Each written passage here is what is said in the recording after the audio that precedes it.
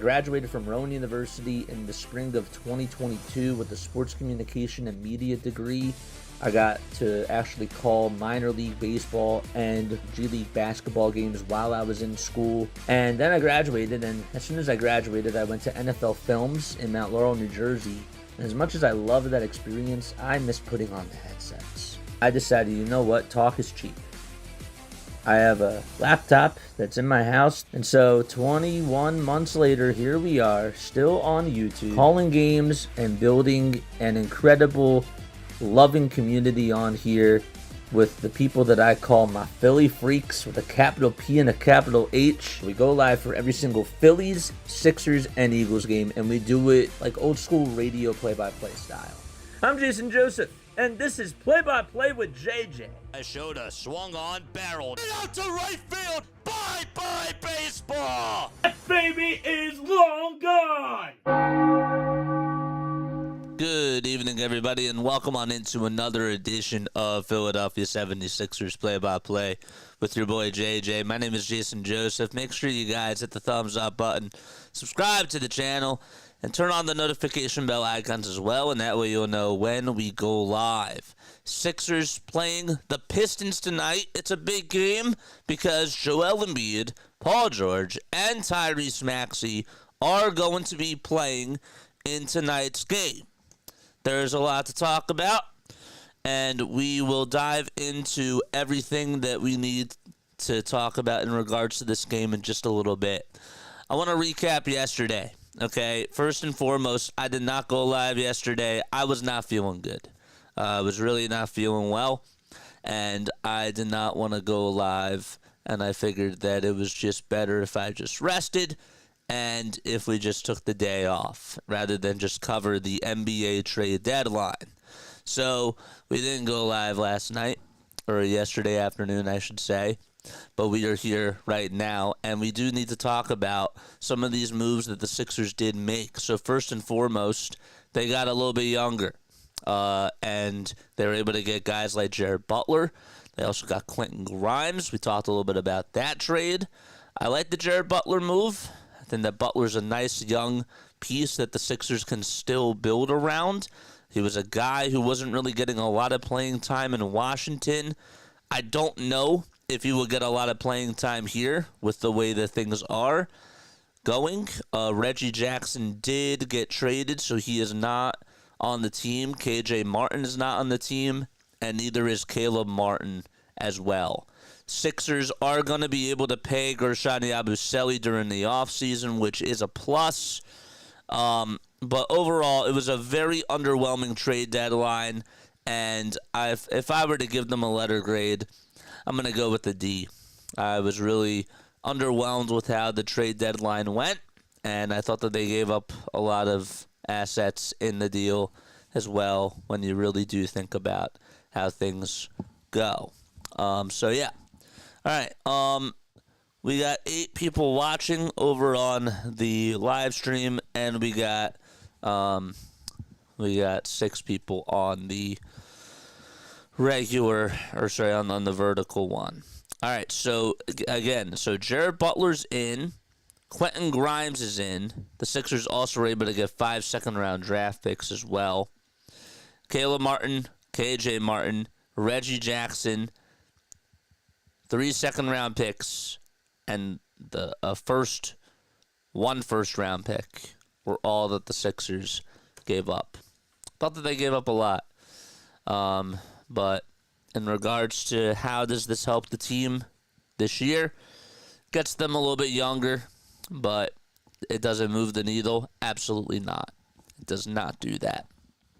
But let me know what your thoughts are down below, what you guys think about the trade deadline, and what you think the Sixers could have capitalized better on. I was a little bit shocked that Paul George was not traded. Thought that maybe they would find a way to get him over to Golden State. That ended up not being the case. Pat Riley got a pretty good deal. And I was thinking that there was a chance that we could get Kevin Durant. I thought that there was a chance. And I would have taken it any day of the week, but Phoenix was not going to do it. And so Paul George is still a Philadelphia 76er. And we'll see how everything goes the rest of the way. This team is 20-30. They lost a game that they should have won against the Miami Heat. They've actually lost 3 out of their last 4 games now. And in order for them to salvage what I said after the Kings win, was they needed to go 3-3. So now they're 1-3 ever since they played against the Kings. So they need to get 2 wins in a row in order for me to be satisfied. But I am not satisfied. I think that they should easily have been 3-1, if not at the very least 2-2. Since they played against the Sacramento Kings. But yeah, please tell me what you guys think down below. What are your thoughts? How do you guys feel about things in the chat? Let me know down below. We got 9 people tuning on in. Want to thank you all so much for being here. I know that we don't have a lot of people coming on, but that's all right. It's all good. It is all good, man. What else? Anything else that I wanted to really talk about in regards to this team? No. The team that the Sixers are facing, obviously, it's the Detroit Pistons tonight. The Pistons are actually underdogs in tonight's game. The money line is set at minus 230 for the Sixers, and it's at plus 190 for Detroit. Sixers leading scorer, obviously, is maxey, and they're going to have to face Cade Cunningham, who's had a very good season. The Sixers need to look out for him because he's been putting up a lot of points on the board, and he's averaged 25.5 points per game this season. He's healthy, man. He's 11th in the NBA in scoring. Obviously went to Oklahoma State College. He's 23 years old. And the last game that he played, he had 38 points. He was 3 for 10 shooting-wise from 3, but he was 11 for 29 from the field. He had 9 assists and 7 rebounds. This guy's a very good passer. He's 3rd in the NBA in assists, and he's a bucket. He's not necessarily a good three-point shooter. This year, his numbers from three-point shooting range are actually at 35%. So that's something that he still needs to be working on in his game. But he has a very good toolbox to him.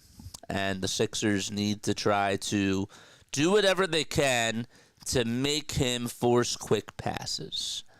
And make him feel as uncomfortable as humanly possible in this game. The other guy that's been pretty effective out there is Jalen Duren. This guy has been getting a lot of rebounds this year, and he's really good at finding ways to close out gaps down low in the box and jump up for rebounds. So, those are the 2 guys that I have on my radar tonight. Cade Cunningham and Jalen Duren are the 2 ones that I think the Sixers need to have in their game plan. So Joel Embiid, in case you are just tuning in again for the very first time, just want to remind you all that Joel Embiid, Tyrese Maxey, and Paul George are playing. They are indeed playing. This is just the 9th time this season that they have actually started a game together. So Daryl Morey was actually on the record this morning. He actually had a press conference. He had a media press conference. He talked about the trade deadline. Also was on the Mike Missinelli show. Mike did a really good job at conducting that interview. But overall, my overall grades for this trade deadline, if I'm going to be honest, it's a D. I've heard other people give their letter grades as well, saying a little bit lower than that, which obviously would be a D- or an F, but I'm sort of in that ballpark. I just don't want to go to the extreme, or I don't want to go to the fullest degree, I should say. So, Quentin Grimes is available for tonight's game. I don't know if he's going to be getting any sort of playing time. We have yet to wait and see what goes on in that regard. Tonight's starting lineups. All right, let's get into that. Let's go into the live stream, and let's talk about tonight's starting lineups. Oh, I totally forgot that I got to get the Google. I got to change this. I forgot about that. Oh, wait, no, I don't. Maybe I do. All right, but anyhow, let's do one thing at a time. Tonight's starting lineups. So for the Sixers, well, we'll do the Pistons first. They got Tim Hardaway Jr., and actually, by the way, I'm so sorry. Cade Cunningham is not in the lineup tonight. They just announced it at 7:15 p.m. Eastern Time, so just forget what I said about Cade Cunningham. I totally forgot to put that in my notes. Silly me. Rookie mistake. And that's just on me.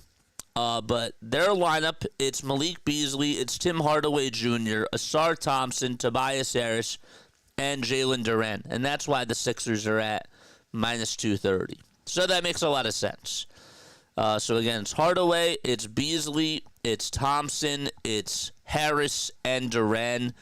And then for the Philadelphia 76ers, they got Tyrese Maxey, they got Kelly Oubre Jr., Justin Edwards, Paul George, and Joel Embiid out there in their starting lineup for tonight's contest. So let's try to figure out this little issue here. But yes. All right. And hello, everybody that is here in the chat. I see that Jane is here. I see that Michael is here. Katie is also here as well. Yeah, I don't know about PG anymore. No, neither do I. Let's do Ninja chat. All right, let's see if this works. All right, and then what we'll do is we'll go to this, and we will try to fix this.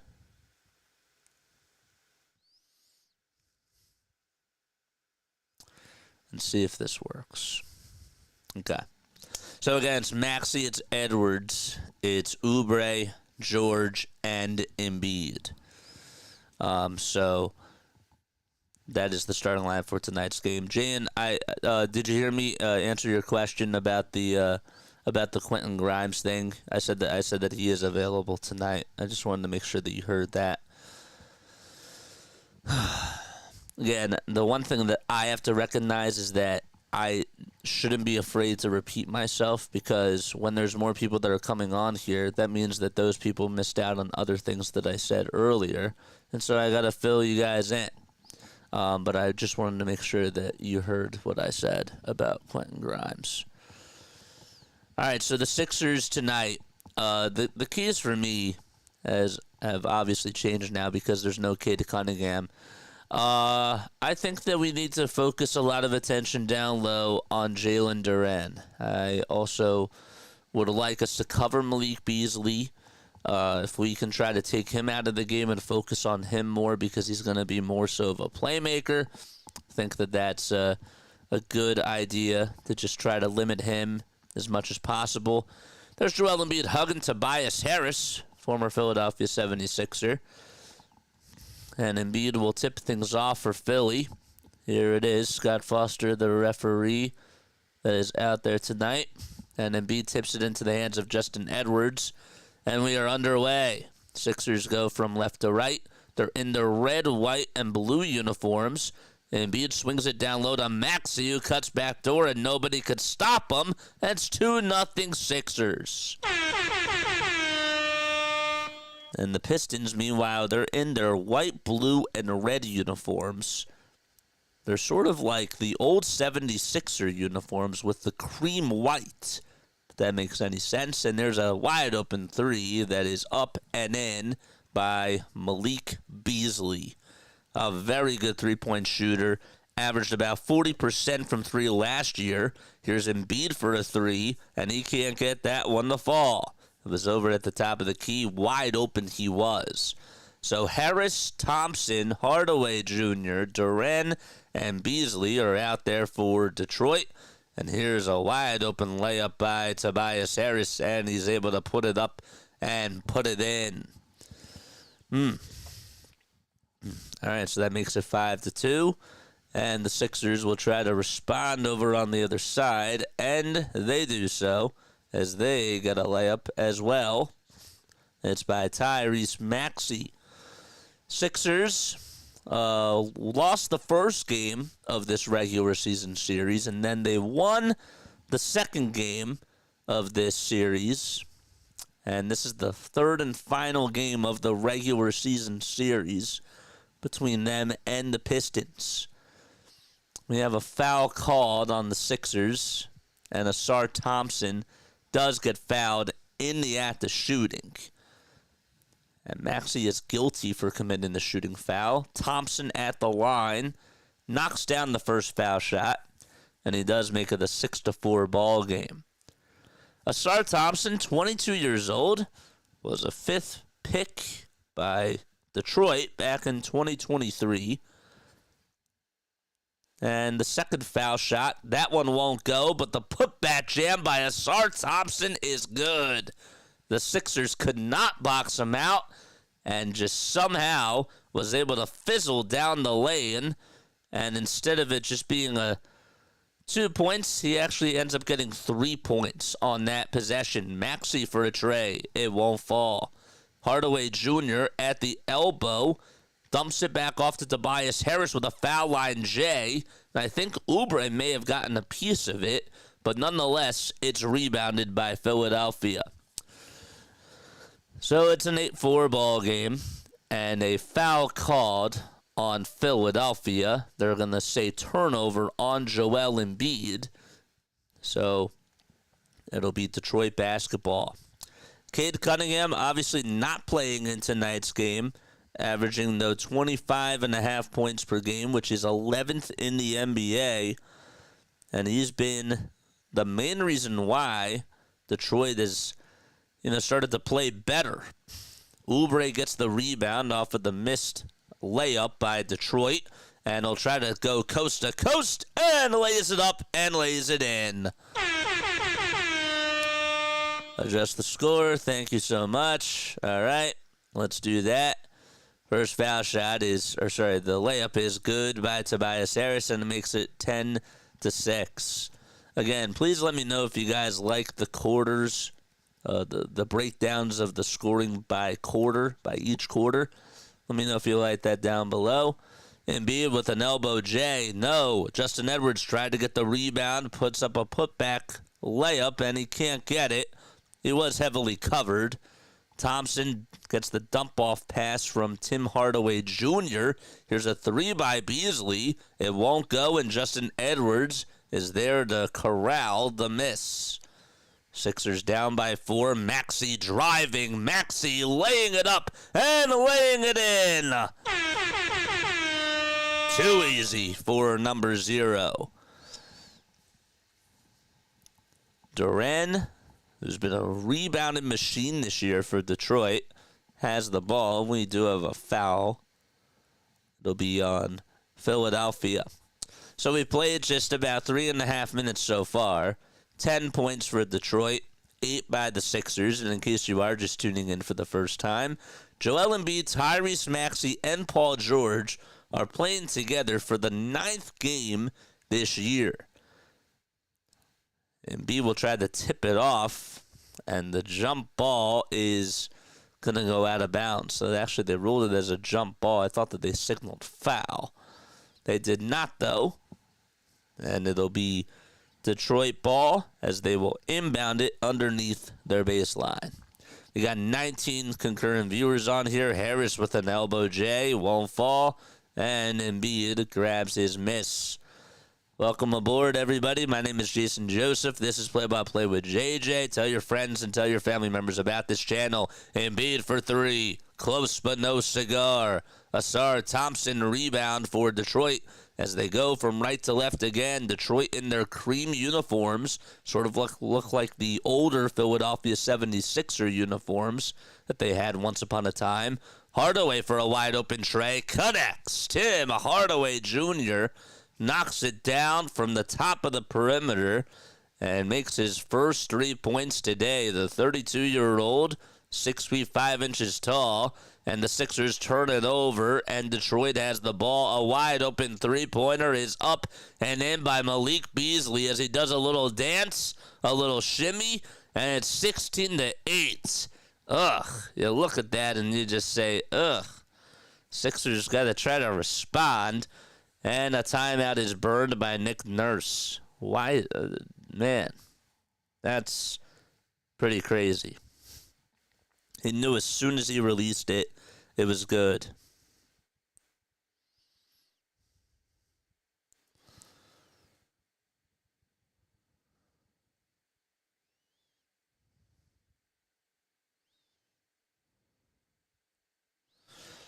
If you guys want to go follow me on the social media platforms, you're more than welcome to hit that hit the Linktree button, which is in the description down below. My mods can also post it in the live chat as well. I have been more so active on Twitter, and I want to try to engage more on the socials. So we tweeted a lot yesterday. Scott can tell you all about it. Lots of tweets out yesterday and on Wednesday night specifically. So the Sixers have fallen asleep at the wheel so far in this game and have come out pretty lifeless. They've given up how many threes? 3 threes so far. Detroit is 3 for 4 from downtown, and every single shot has been wide open. None of them have been contested yet. So, Hardcore, thank you so much, man. Appreciate that. Again, don't forget to like and don't forget to subscribe to the channel as well. So, yeah, the Pistons are 6 for 11 shooting-wise in this game. Malik Beasley, 2 for 3 from beyond the arc. Maxey has 6 points, but he's 3 for 4 from the field and has made 3 layups. Only 6 other games going on in the NBA tonight. 2 of them will occur a little bit later on. The Spurs are down by 8 to the Charlotte Hornets, and they're halfway done the second quarter. It's 47-42 in Washington as Cleveland does have a 5-point lead. The Cavaliers, boy, did they get better at the trade deadline, adding DeAndre Hunter from the Atlanta Hawks. And then the Bucks, who the Sixers will play on Sunday, that will be at 2 o'clock p.m. Eastern Time. We'll be covering that during our 12-hour live stream on Super Bowl Sunday. The Bucks lead at 19-14 with 6:16 remaining in the first quarter. And the other game that's going on as we speak is Miami against Brooklyn. The Sixers lost to Miami in their last game, but Miami has the upper hand with 5.5 minutes to go in the first quarter. Later tonight, it'll be Toronto versus OKC, and the Thunder are at home. That'll be at 8 o'clock p.m. Eastern Time. And then the Suns will host the Utah Jazz at 10 o'clock p.m. Eastern Time as well. And those are all your scores around the NBA. Sixers get the ball back as they come out of a timeout. Embiid gets it over on the elbow, now tries to take his defender towards the block. Edwards gets it at the foul line. A kick out to George for a 3, and Paul George couldn't hit it from the near corner. Rebound by Detroit. Asar Thompson drives it in towards the lane. Harris back to Thompson with the reverse layup, and he got it. Asar Thompson able to get to the rack with a lot of ease and no defensive prowess from the Sixers in the paint. George with an elbow J. Swish goes the basketball for PG. It's an 8-point lead for Detroit. And Sixers got a D up again. So George made a 19-foot pull-up J, and Tyrese Maxey was able to get his first assist in this game. Harris drives it underneath the baseline, and Embiid blocks it, but Tobias Harris is fouled. Harris this year averaging just 13 points per game, 6 rebounds as well, along with 2.3 assists per game, too. He had 8 points in his last game against Cleveland in 25 minutes. Was 3 for 9 shooting-wise from the field. Has not hit a 3 since January. He is 0 for his last 8 from downtown. And the last time he hit 2 threes in the game was on January 22nd. So it's been 8 straight games where he has not hit a three-pointer. There's guerschon Yabusele over on the bench. He is not dressed up tonight. First foul shot is good by Toby. The second one is good, too. And Embiid will go to the line as he drives it on the other side, and he's fouled by Jalen Duren. Don't forget to hit the thumbs up button and subscribe to the channel as well. We got 12 likes on the vertical, 19 likes on the horizontal, and we're on the road to 4,800 subscribers. We're really on the road to 5,000. Make sure you guys hit the thumbs up button. Tell your friends and family members about this channel and help us out, man. First foul shot by Joel. He knocks it down. Makes it a 20-11 game. Joel will take a couple of steps. And the second free throw by Embiid. In and out it goes. Justin Edwards trying to get the rebound. The ball goes out of bounds, and Scott Foster rules it as Detroit ball. And rightfully so. I was stopped by during the 12-hour stream on Super Bowl Sunday to say what's up. Yeah, I better see you there. I want us to get the 300 likes on Super Bowl Sunday. I really do. I need everybody to be there. I want that to be the biggest stream that this channel has had. Here's a little runner that goes up and in, and Tyrese Maxey as well commits the foul. So we have an and one opportunity for Malik Beasley and the Detroit Pistons, and honestly, there really wasn't much contact from behind when it came to Tyrese Maxey's play. Beasley, a very good foul shooter, jinxed him, could not hit the shot, and the Sixers tried to get a rebound. Paul George tried to get it off of the hands of Malik Beasley, who tried to save it, and it'll be Detroit basketball, and they will put the shot clock at 14 seconds. They said that by the time George tried to get the rebound, he was out of bounds. And now Beasley will head on over to the bench, and Sixers got a D up again. Tobias Harris will inbound it. Paul George is on him. Now Maxey guarding Tobias Harris. A little flick over to Jalen Duren, who's at the elbow. Harris trying to go up against Paul George. Harris with the elbow J. Got it. Paul George is actually a pretty good defender. And Tobias Harris, former Sixer, able to hit the elbow J. Embiid with a foul line J. That's his sweet spot. Can't get it off, though. He is very out of rhythm. He's 0 for 4 from the field so far in this game. And a wide open three goes up and in. It's raining threes like cats and dogs out in Detroit. It's 27-11. And I believe that is now the fifth made three of the day. Maxey goes up for a tray on the other side. Got it. And Embiid went tumbling down as he was getting tripped up by Jalen Duren. They did not call that a foul. Sasser gets it on the perimeter towards the near side. Dumps it back off to Harris. George, that was his man. And he'll try to go up for a three. Sasser, that is. Can't get it. That was actually supposed to be Edwards' man. And the Sixers do dodge a bullet. Embiid will try to go towards the nail, and a foul is called on Detroit. And Joel Embiid will head to the charity stripe to try to knock down 2 foul shots. The Pistons this year are 1 game under 500. They have a 12-13 record at Little Caesars Arena, which is their home. They've won 2 out of their last 4 games, and they've also won 4 out of their last 8 games. There's Quentin Grimes, who is making the Sixers debut, the 24-year-old, who's 6 feet 5 inches tall, played a little bit of time with the New York Knicks and was traded over to the Sixers from Dallas.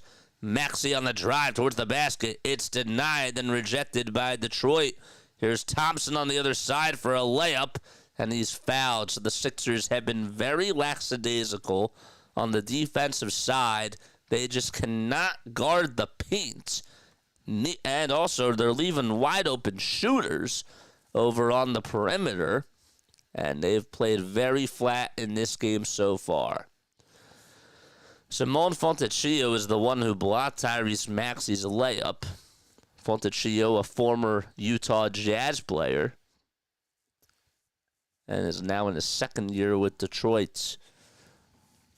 First foul shot It's a line drive that goes in.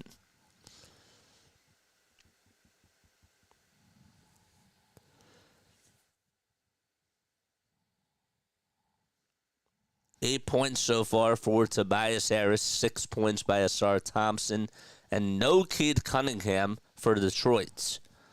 29 points for the Pistons and 14 for the Sixers. There's J.B. Bickerstaff, who was the head coach of the for the Detroit Pistons. Maxey turns it over as he lost the ball in the backcourt, and it'll be Detroit ball. Another careless mistake by the Sixers. And it's been sloppy basketball in this ball game. Just got to mop up the floors and clean up and do the dirty work if you're the Sixers. Harris looking for some help. Hands it off to Isaiah Stewart. Stewart to Fontecchio, and he gets the ball stripped and poked loose by Oubre. And Oubre goes down the lane and throws it down with two hands. 13-point deficit with about less than 4 minutes to go in the first quarter. There's a little layup that's up and in by Asar Thompson. And Thompson, again, averaging about 8.5 points per game. He already has more than his average. And we're not even done with the first quarter. I mean, he's just having a heyday. It's like he's just DeMar DeRozan out there. Maxey with an uncomfortable turnaround floater. Can't get it to go. Detroit grabs the long rebound. Fontecchio for three. And finally, something right goes in the Sixers' direction as Maxey grabs the rebound. Lowry over at the logo. Tries to pass it over to Grimes. Grimes back to Lowry. And Kyle Lowry goes up with a shot. And he is fouled. Sixers did not find a way to trade Kyle Lowry at the deadline. I didn't really think that they were going to, but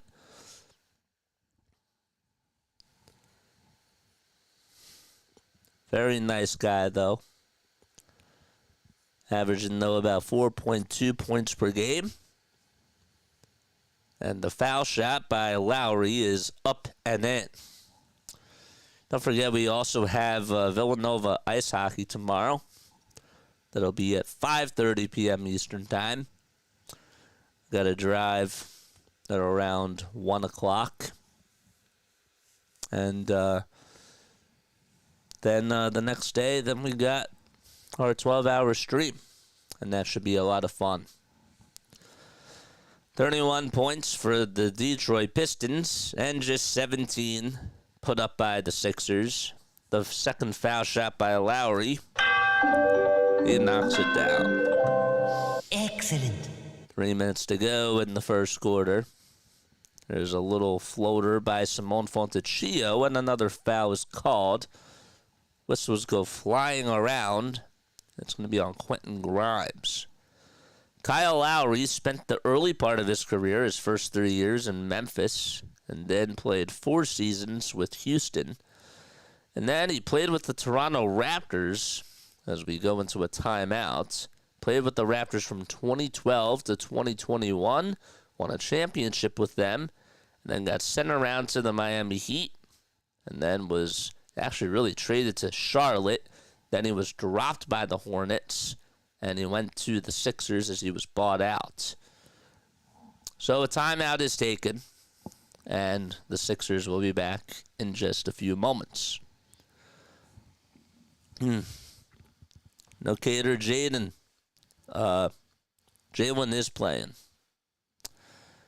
But still can be sneaky good. Detroit has knocked off my Lakers twice this year. JJ, how long is my commute? It's about an hour, 20 minutes. The way that I go. It's about an hour, 20. Yeah.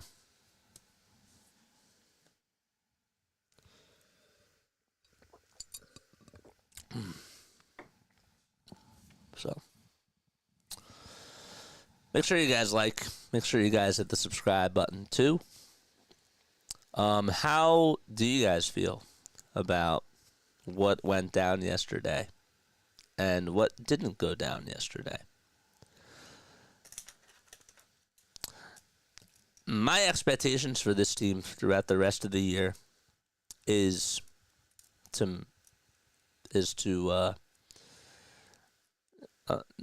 my real expectations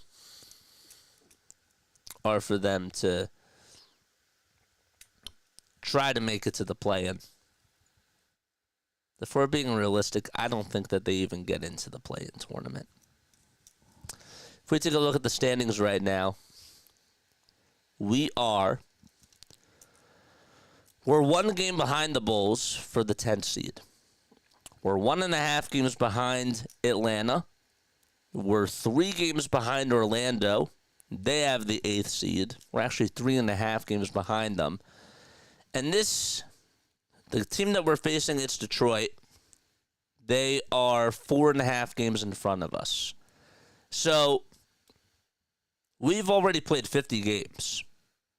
We're going to have to, if we want to make it into the playoffs, we're going to have to be, I think that it's safe to say that in order for us to really climb this type of a mountain, our realistic chances of getting into the playoffs are through the play-in tournament.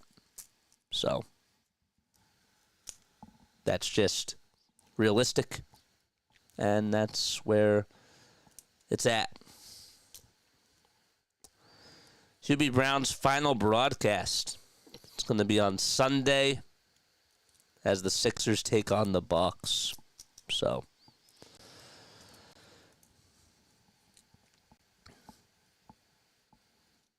game will be at 2 o'clock p.m. Eastern Time. Again, we'll be on for that.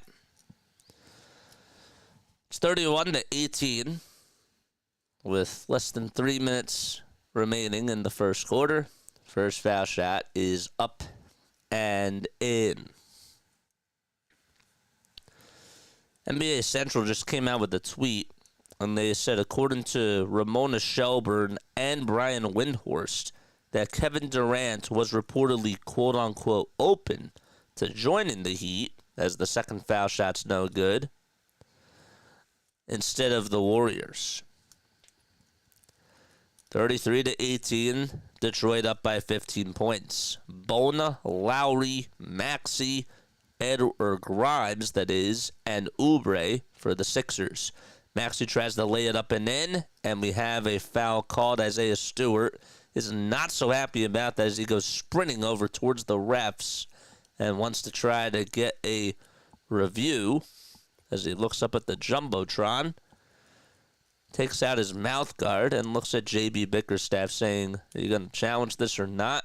And he's not going to. Maxey with 9 points today, 4 for 7 he is shooting-wise in this game. Does hit the first foul shot. And it's 33-20.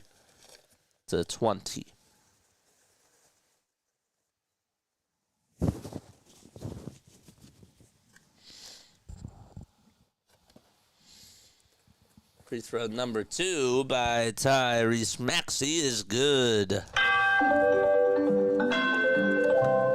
Excellent. So the Sixers are down by 13 points with about 2.5 minutes remaining in the first quarter. Marcus Sasser will try to float it up and in, and he gets called for a travel. And Bickerstaff throws his hands up in the air at the referees. They actually say that it was an offensive foul called on Isaiah Stewart for an illegal screen. Maxey already with 11 points, 1 rebound, and 1 assist in this outing so far. Bona trying to drive it inside. Grimes drops it, and we have a foul called. Looked like Sasser was right behind Quentin Grimes and reached right on in. And that's why the foul was signaled. The over-under for tonight's game is at 229.5. First foul shot is up and in by Quentin Grimes.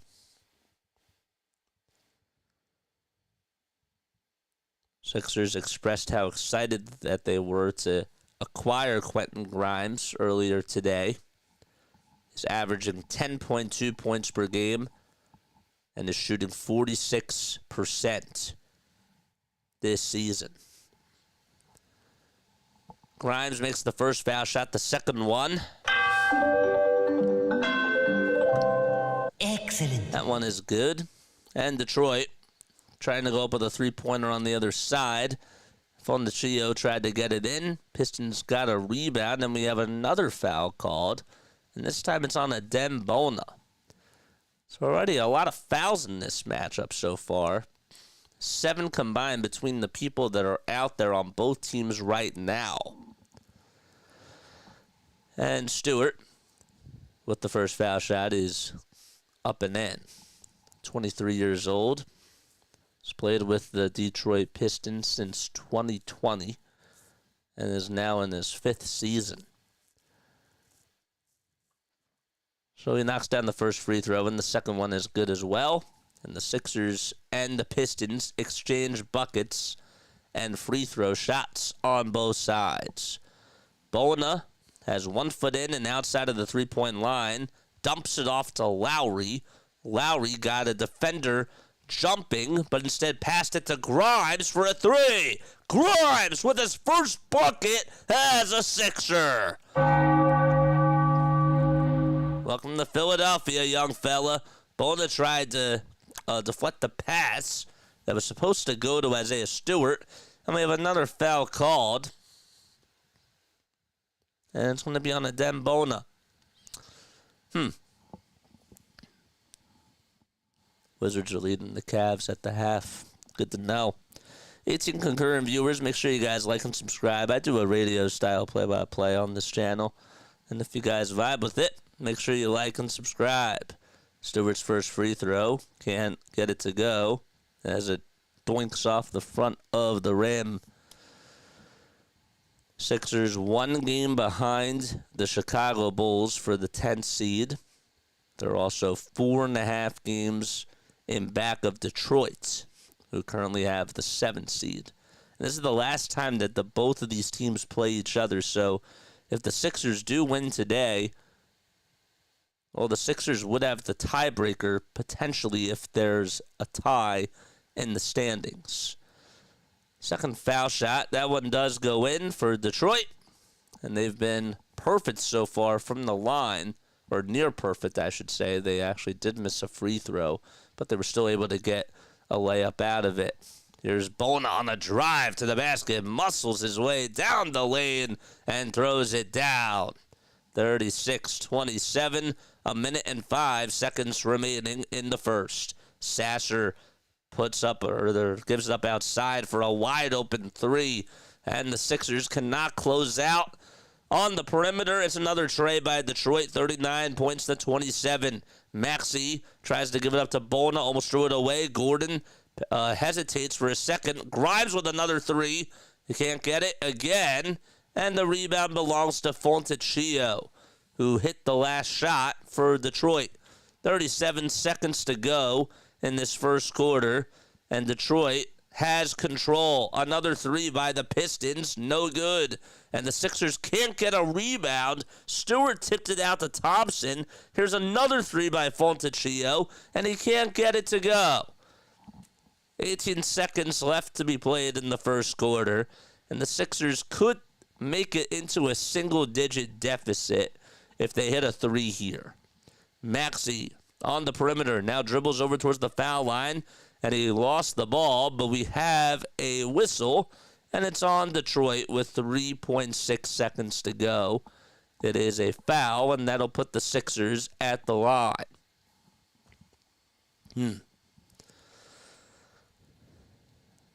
And I think Detroit is going to call a timeout here, and they might challenge this, I assume. And there's 3.6 seconds remaining in the first quarter. I think that this is starting to make noise again. Yeah. I'm going to have to get a WD-40 on that. All right. 40-point first quarter for Detroit.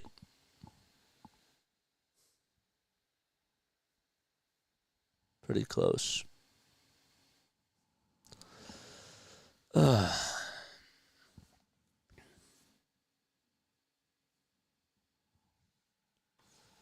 Please adjust the vertical scoreboard down just a bit. Sorry. There we go. I changed it. I don't expect to be cutting many highlights from this game. So that's why I like to have the vertical. Just so that way I can cut highlights. So it doesn't really matter to me. But you never know, I guess.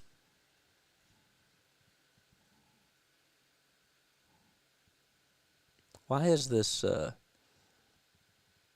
want to be able to change. No, I can't do that, I guess. I can put this up here. But I can't shrink myself. Interesting. I can shrink this.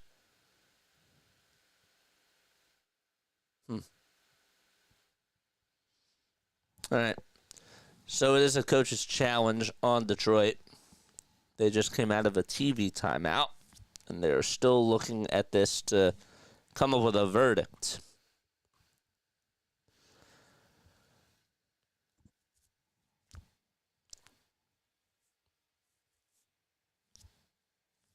I don't know what the stats are on challenges, but it seems that the Sixers have lost, and they haven't challenged this, but they have lost a lot of challenges, and they have come unsuccessful a lot of the times this year. 39 points to 27, and so Detroit gets the call overturned. It is not a foul on Tyrese Maxey, and therefore Detroit will inbound the ball in Sixers land. They'll give it up over to Asar Thompson, who chucks up a three-pointer, and he got it at the buzzer. Marcus Sasser able to hit it from the top of the key and just hit an acrobatic shot right as time was expiring. Let's see, did he get it off? Oh, yes, he did, with 1/10 of a second to go. And that call certainly helped them. And we will go into a break. I will be back in just a few moments. Don't go anywhere. Be right back.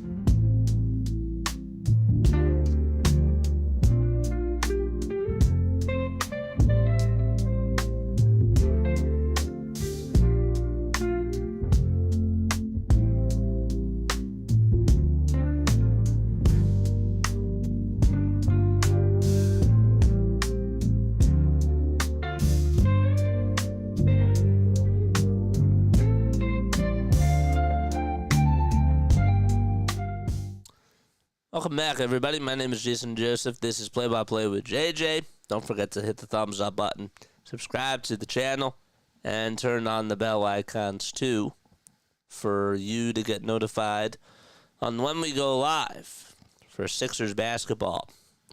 Not a good start by the Sixers. They lost the first quarter and gave up 42 points and looked very lifeless out there. Pistons shot 56.5% from the field, and they hit 6 wide-open threes and are shooting 50% from downtown. Fontenchio will try to drive it in towards the lane. A little backdoor cut over to Ausar Thompson, and he can't get it up and in. And then it'll be Sixers ball, excuse me. I hate burping on the air. George with a fadeaway 2 from the baseline. Got it to fall. PG. 42-29. Sixers can't guard the perimeter again as there's another wide open three-pointer that's knocked down. Too easy as 1-2-3 for Detroit. And that was a pull-up J knocked down by Holland. There's George again over on the inside. Dumps it back off over to Embiid. And Embiid and George playing a little two-man game, and George cries as the ball goes out of his hand, but there was a foul. And there was a foul called on Malik Beasley.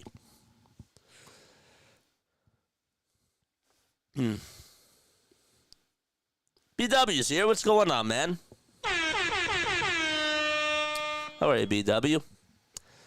Here we go. Sixers trying to respond as Eric Gordon dumps it back off over to Embiid with an elbow jumper, and Joel Embiid is able to cash one in. Michael's in the house. What's going on? Yes, upgraded the channel. For season 2 is going live next Thursday. Good. Drop that link down below, man. Drop that link down below. 45-31. Sixers down by 14. There's a little floater by Detroit, and they can't get it to go. And another steal as Ausar Thompson is able to take it away from Justin Edwards. The ball goes out of bounds, and it'll still be Detroit ball. The difference in this game, and it's been the difference throughout a lot of these games this year, is that they're just hustling. And the Sixers aren't just playing good defense at all. It's like they don't even care out there. Stewart with a floater inside, and he can't get it. Eric Gordon is the one who hauls in the rebound for the Sixers. So we played just 2 minutes into the second quarter so far. Detroit has the upper hand. Here's George on another elbow J. And Paul George, well, he's hitting some shots here for the Sixers. Give him 2 straight buckets in a row. And he's 2 for 3 shooting-wise from the field. Here's another 3 by Stewart as he knocks one down. Another wide-open tray. And Nick Nurse just shakes his head over on the sidelines. Gordon inside for a layup. No. Lowry on the follow-through. Wide open. And he still can't knock it down. And a rebound goes to Detroit. Another three-pointer. No good. Stewart offensive rebound as Lowry can't get the rebound. Stewart on the follow-through as he puts it up. And he can't put it in again. And he gets it on the third try.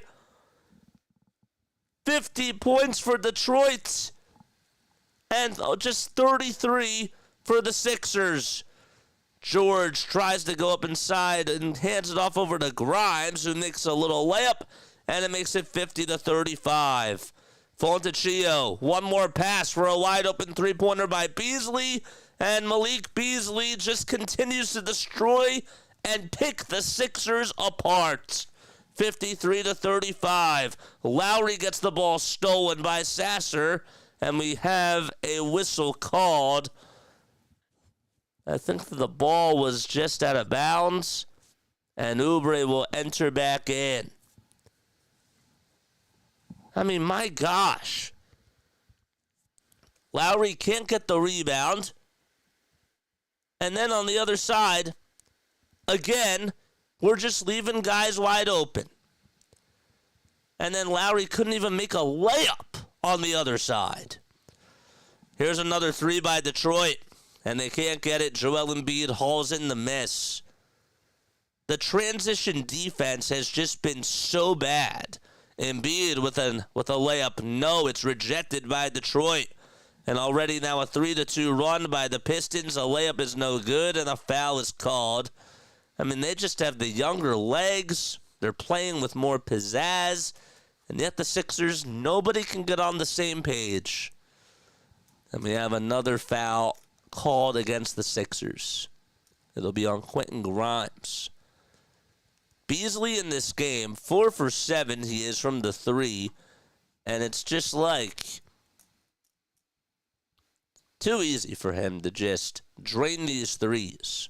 You know that this guy is a very good three-point shooter. Now, he didn't look like it in the last game against Cleveland, and he was 0 for 6. But the game before that, 6 for 10.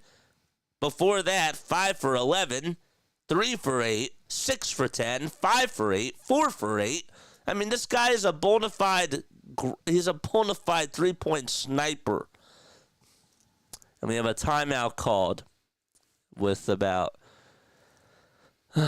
8 minutes and 14 seconds remaining in this second quarter. They look better without Joel and without PG. OBJJ, they just got new players like Quentin Grimes, and everybody's just trying to get on the same page. They don't know the playbook.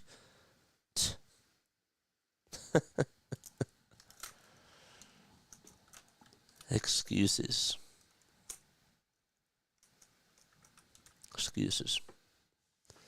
54 points for the Detroit Pistons and just 35 by the team is 20 and 30.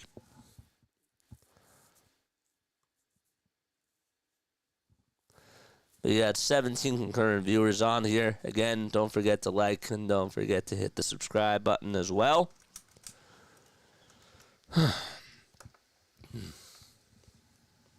I was listening last night. Was listening a little bit to Vince Scully. And I bring this up because I'm curious. Because the game has now changed when you're on the digital media airways and you're interacting with people. Right? There's a difference in storytelling, and there's a difference between how you talk to people. Like when you're just on the radio, everybody's listening, and there's nobody that's really talking, so there's not as many distractions, which is a blessing and a curse.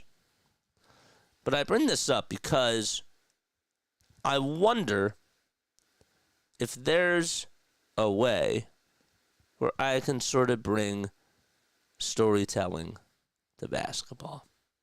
And it's hard. Not saying that it's easy, because for basketball, it is hard. And I'm sort of trying to navigate and figure out how I can replicate that and sort of make it like baseball in a sense. I know that with baseball, it's easy. It's a lot easier because you get so much more downtime. But when you're watching a team that is underperforming expectations, you got to find ways to keep your viewers and people involved. And if I always look at chat, I get distracted. That's the truth. So,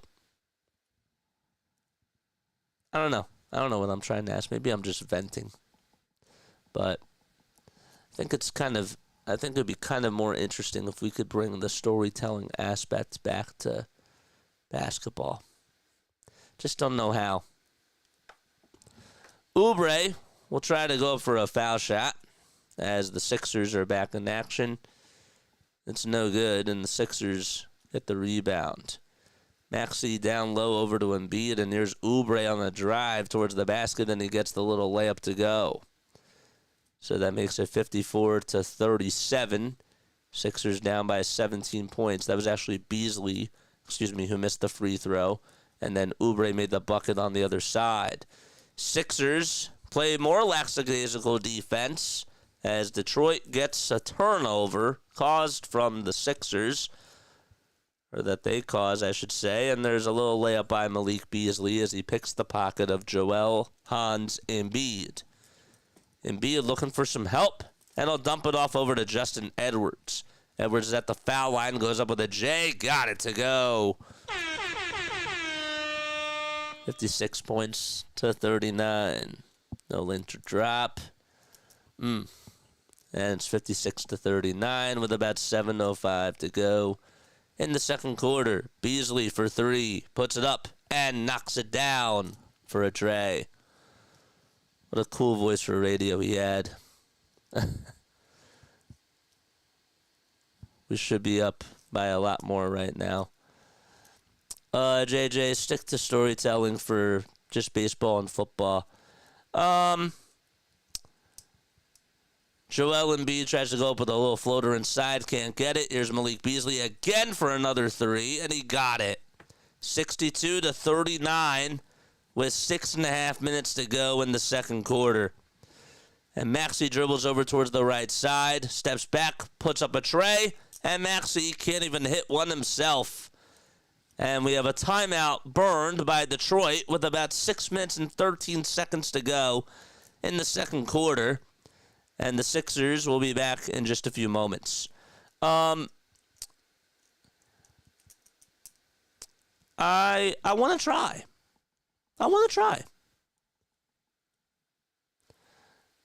When your team is getting blown out, you got to keep your engagers. You got to keep the audience involved somehow. Sometimes, like when you steer away from the game, not saying that I'm steering away, but if you sort of diverge, right? Like what makes the great broadcasters sound really, really good is they find ways to make it entertaining. So if I'm just focusing on the game and the game is a blowout, or if it's just, at the same storylines over and over again, you got to dig. You got to dig. And you got to make it more and more interesting. So if I just stick to it for baseball and for football, what good is that for this? What good is that?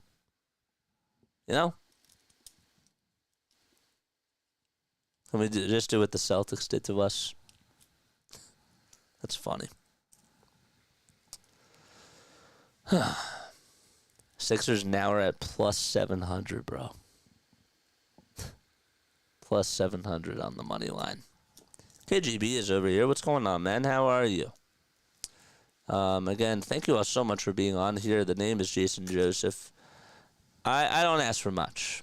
Okay, all I ask is for you to hit the thumbs up button, subscribe to the channel, and help us get to 5,000 subscribers. I don't ask for much. I really don't. What I will ask for you to do, though, which would really mean a lot to me, is if you show up on Sunday. I want Sunday to be the biggest stream that we've ever had on this channel.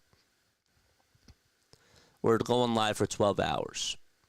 I'm putting my heart and my soul into this. And if you could just be there, even if it's just to hit the thumbs up button, that would mean the world to me. So. Yep.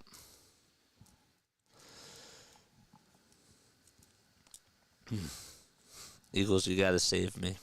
That's what somebody said. Paul Hedrick points out that the Sixers are their offense is just as big of a problem as their defense. They're not getting anywhere near the rim, and all their long misses are leading to runouts. That's a good way to put it.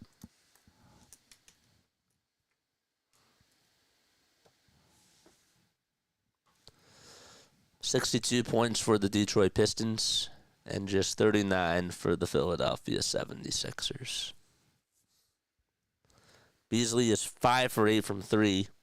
And meanwhile, the Sixers as a team are 2 for 9. Council is still on the bench, has not entered in. Andre Drummond has not entered in, and neither has Chuma Okeke.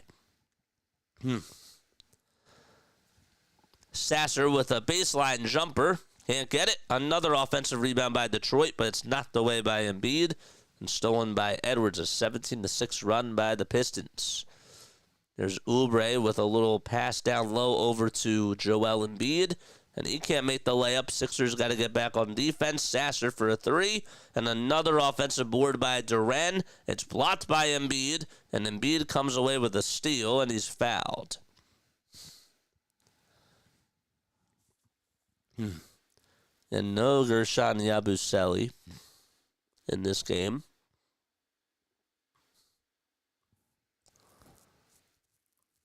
Guerschon is not available. 62-39 with about 5 minutes and 38 seconds to go in this second quarter. And Maxey will get the ball. He'll get the rock for the Philadelphia 76ers.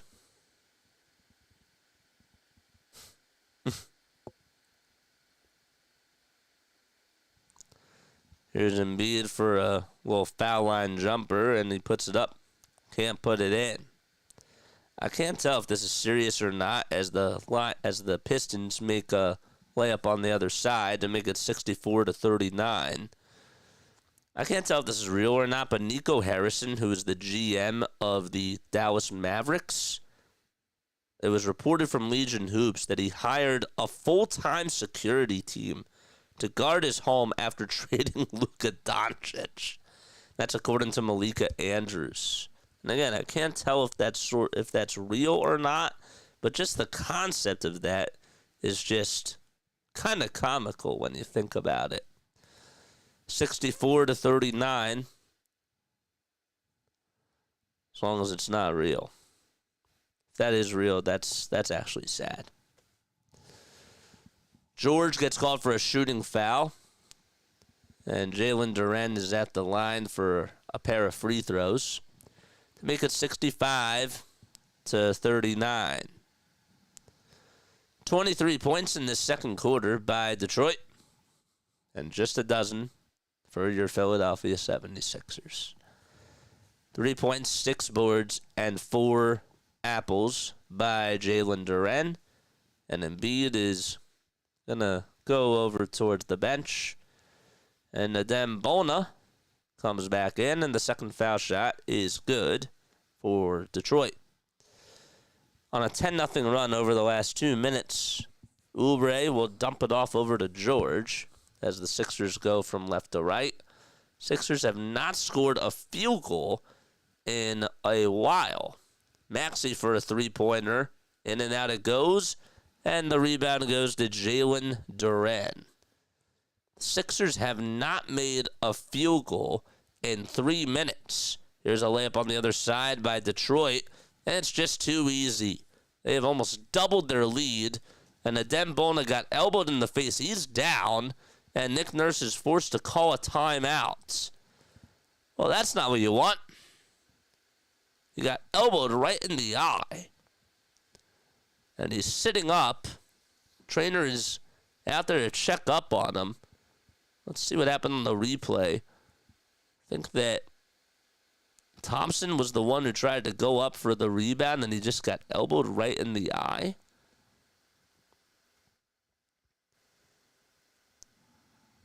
Keith Pompey says that he got hit in the face. I think he got hit in the eye.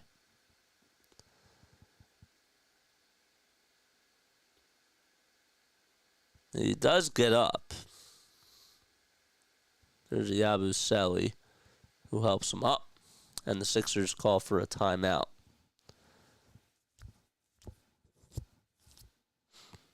PlayStation servers are down worldwide. What else is new? Sixers are down, just like the PlayStation just like the PlayStation servers. Maybe if the PlayStation servers were on, the Sixers would be up. They trail by 29 points with 4 minutes and 17 seconds left in the second quarter. He was holding the side of his head / jaw. He still is. It was not the eye.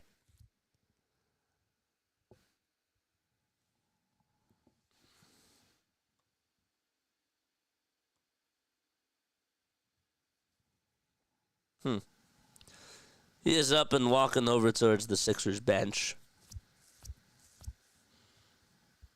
And now Andre Drummond will step on in for the Sixers.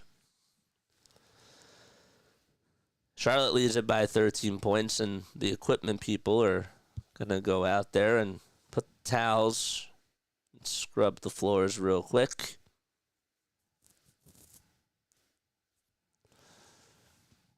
Charlotte has 90 points in the third quarter against Wemby, Fox, and the Spurs in that matchup. George at the foul line goes up with a contested 2. That's no good, and Andre Drummond gets outmatched as Hardaway Jr. climbs the ladder for the board. 68-39. Drummond trying to play defense all over Jalen Duren, who throws it towards the near side. A wide open 3 by Detroit. No. Drummond is able to haul in the miss from Tim Hardaway Jr., and the Sixers, they'll try to respond over on the other side. Oubre at the elbow takes it down the lane and puts it up and in for the Sixers as they now trail by 27 points. And they get their first bucket in about 4 minutes. Harris at the top of the key wants to zigzag down low, gets it knocked loose by Drummond. However, there is a reach-in foul called as Andre made just a little bit of contact with Tobias Harris's leg.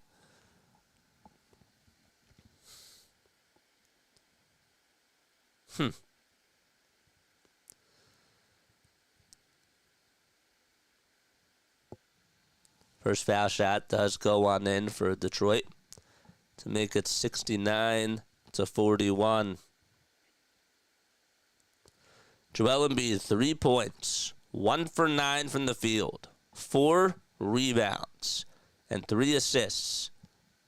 Has been absolutely brutal in tonight's match.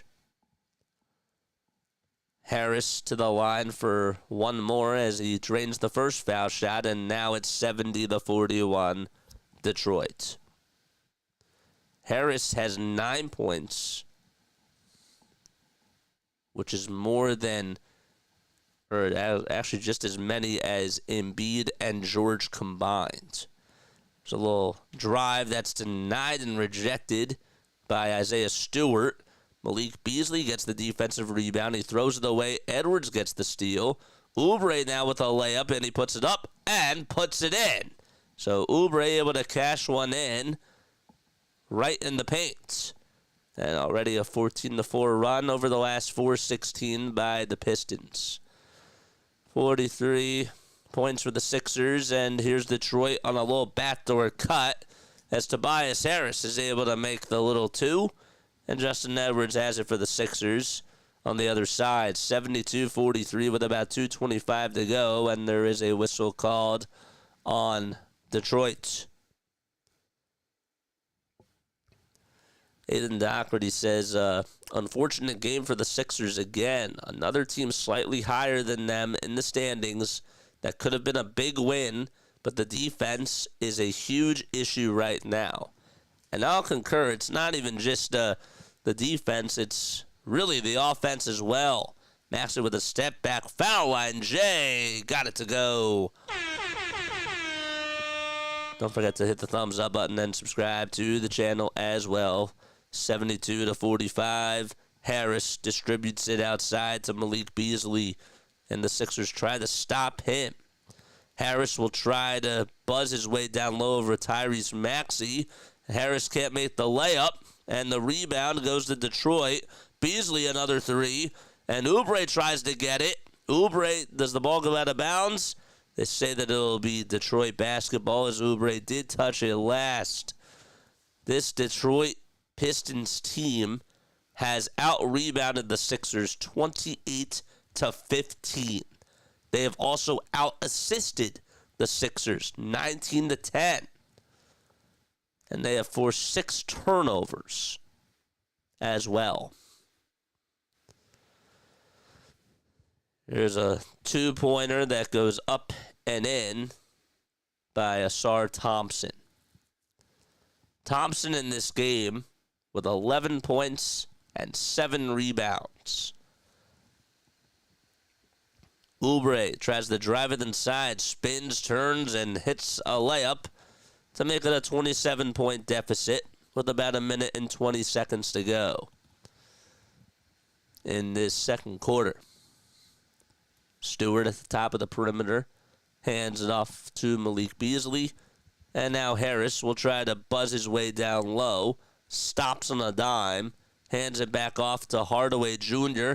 A sidestep 3. Good defense by Maxey. And Drummond catches the rebound. Edwards was looking to dump it off over to Maxey. Lots of dump-off passes. And the Sixers have been facing a lot of man-to-man defense in this game so far. Maxey with a layup, no. Andre Drummond tips it back and cashes in.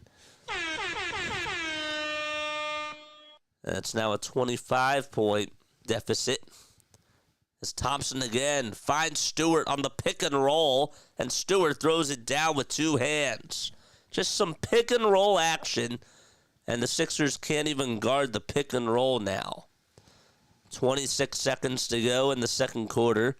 And about 8 seconds differentiating the shot clock from the game clock. And Edwards does get fouled. It's a reach and call.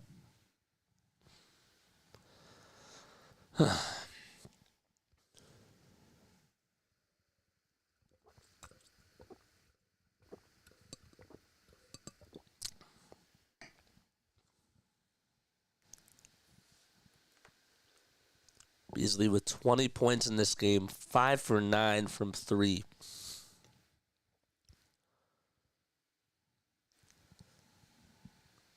Drummond will get the inbound here as he looks to dump it off over to Tyrese Maxey, who backs up over on the perimeter and now tries to drive it towards the baseline, takes a shot. That was a wild shot by Maxey. Harris got the rebound, outlet pass to Ausar Thompson, no, and Harris dunks it down with 2 hands. 78 points for Detroit, and we're about ready to go to halftime. Oubre will try to drive towards the basket. He gets it up and in, but he didn't get it off in time. And the Sixers down by 29 points. They have a mountain to climb as they head into halftime, and they'll be back in just a little bit. Well, where do we start? Where do we start, folks? Yes. Came out of the gates flat. First quarter, they just wet the bed. And what did they do? Well, they gave up a lot of wide open threes. And when we were down 10-8, Tim Hardaway Jr., wide open 3. Malik Beasley, wide open 3. Ausar Thompson, 2. Paul George, 2. Tobias Harris gets 2 free throws. And then Beasley hits a 2 after Embiid goes 1 for 2 from the line. And we just lost the game, or the game got out of hand from there. They've held us to a lot of scoring droughts in this game. And I don't even give credit to the way that they've played on defense. The Sixers tonight have showed you why they need to just play the younger guys. It's plain and simple. Paul George and Joel Embiid are just costing this team right now. You can see it with your own 2 eyes. It's not rocket science. They're slow when it comes to the transition game. They're getting outplayed in the paint, and nobody can catch up to the wide open man. Detroit's playing fast. They're playing physical. They're playing with a lot of energy. And we're going out there and we're playing like we belong in a rec league.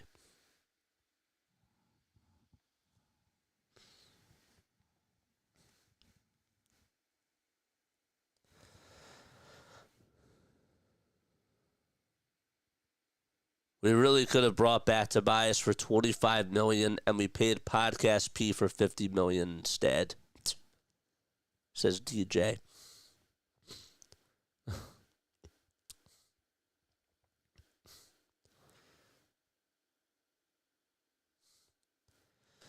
How about Kyle Neubeck, man? These guys are 10 games under 500, treating this game like people should be content that they simply showed up. Absolute bleeping disgrace. And this is from a guy who covers the Sixers for PHLY, and he's a very reliable source.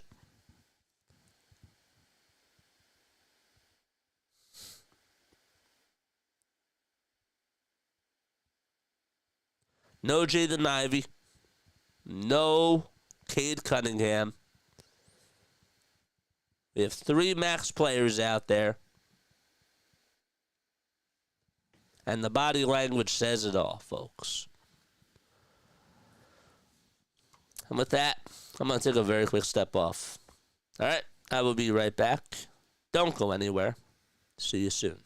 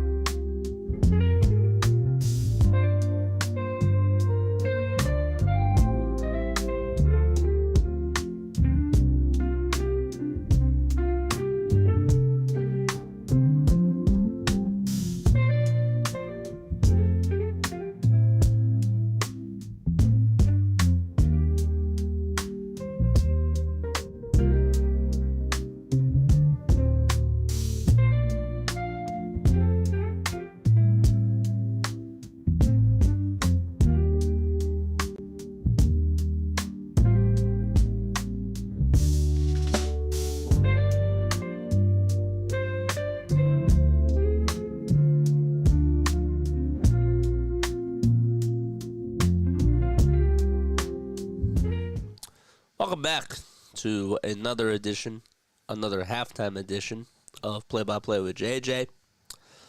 My name is Joseph. Make sure you guys hit the thumbs up button and subscribe to the channel as well. I didn't realize, the more I talk, the more stuffy I am. It's a little bit weird.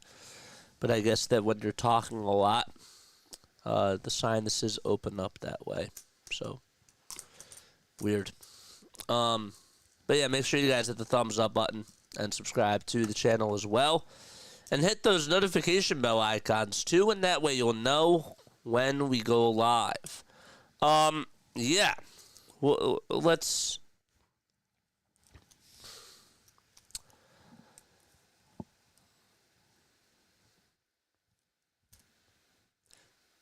This team has given you a product that's just absolute garbage.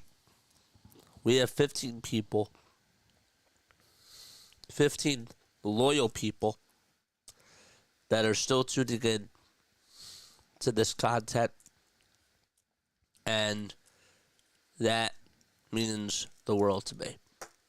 I don't know, man.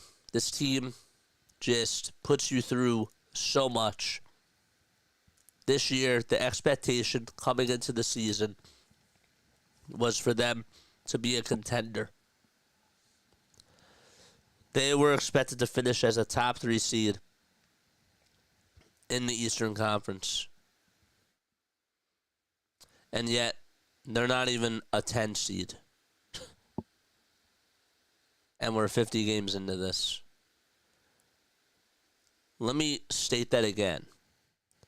This team was expected to be a top 3 team in the Eastern Conference, and already 50 games in, they're not even a top 10 NBA basketball team. They're really, I meant to say top 10 NBA basketball team in the Eastern Conference.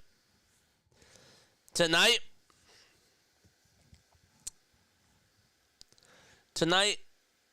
I think that Nick Nurse and the rest of this team went out there and they thought, this should be so easy. Let's just jog up and down the court and let's have a little free-for-all and try to toy with this team. They took them way too lightly. This team is so bad when it comes to facing teams that are either just a little bit out in front of them or a lot of games behind them because they don't take anybody seriously. They've showed you that time and time and time again with their superstars, quote-unquote superstars, out there on the court together.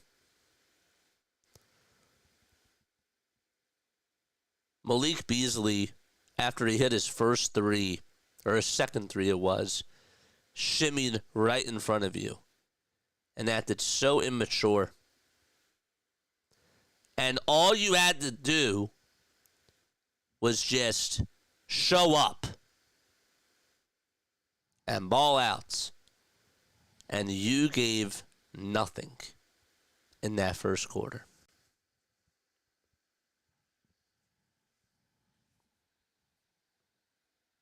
This team is out rebounding you.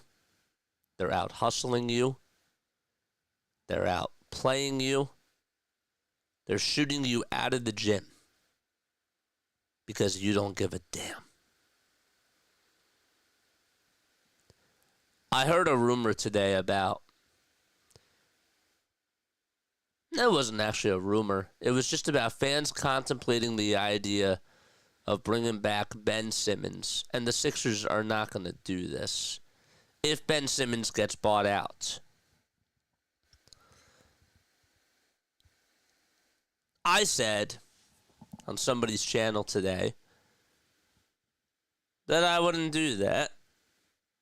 And whoever said that is really out of their mind.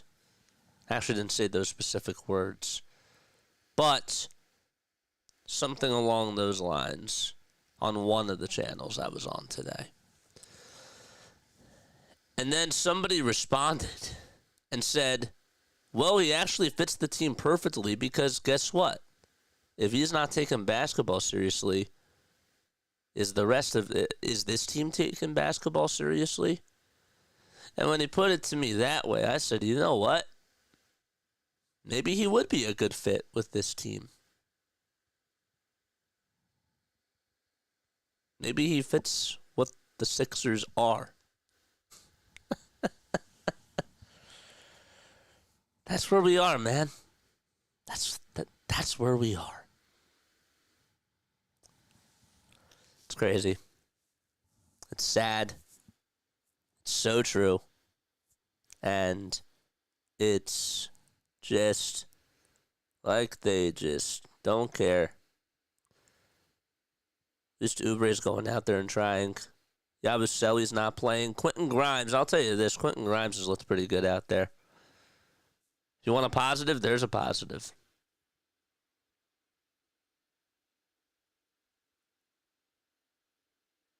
We should be winning games. And yet we're trying to find silver linings in every single game that we play. And I sometimes sit here, I kick, I yell, I scream. What good is that?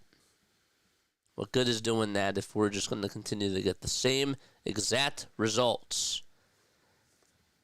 But yet, here we are, waiting to see if this team can turn it around. Because we're faithful, and because we love them. All right, let's get into the second half of things. 78 points for the Pistons and 49 for the Philadelphia 76ers. It's wild to me that Ben cannot even make a jump. Michael, he doesn't want to shoot a jump shot. It's not that he can't make a jump shot. He refuses to do the most fundamental thing in basketball, and he just is scared to shoot. He was not afraid to shoot Nerf guns in videos that I saw him post back in 2017. Those were the only things that he was shooting.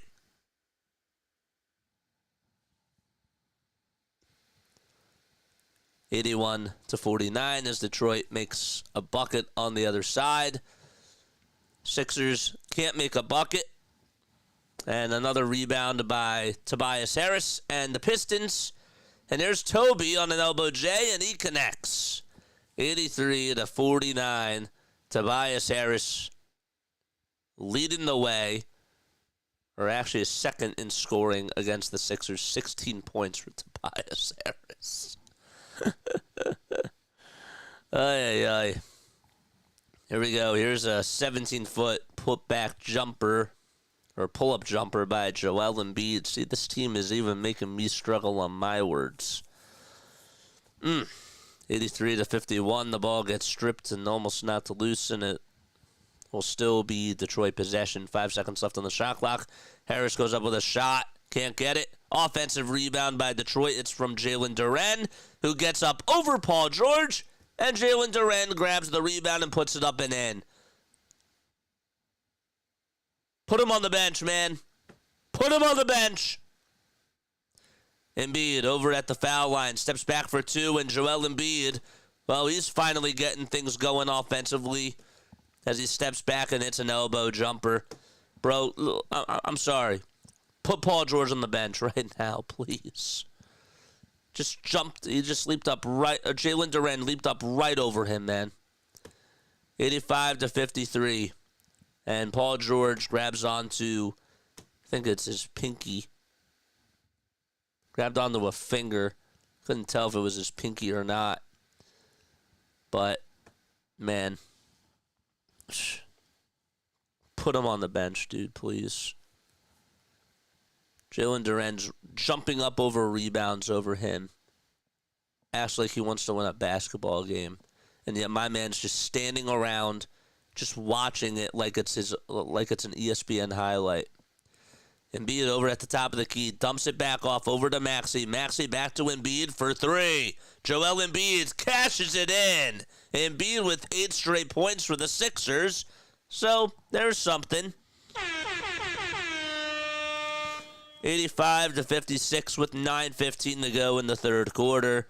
And Beasley for a tray on the other side. Well, what do you think he's going to do? Answer back. That's what he does. And it's a 32-point deficit for the Sixers as Malik Beasley knocks down his 7th three of the game. Embiid with a foul line, Jay. Can't get it. Offensive board by Maxey.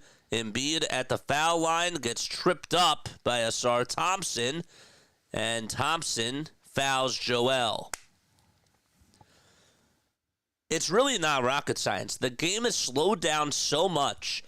And with the way that these young guys are playing for the Sixers, they're faster and they're playing more with more pace. Embiid is slowing the game down. But when you slow the game down and you're not putting up foul shots and you're not taking it to the cup and getting 30 points, what good is that? And Paul George, I mean, they're playing 5-on-4. At times, it's 5-on-3.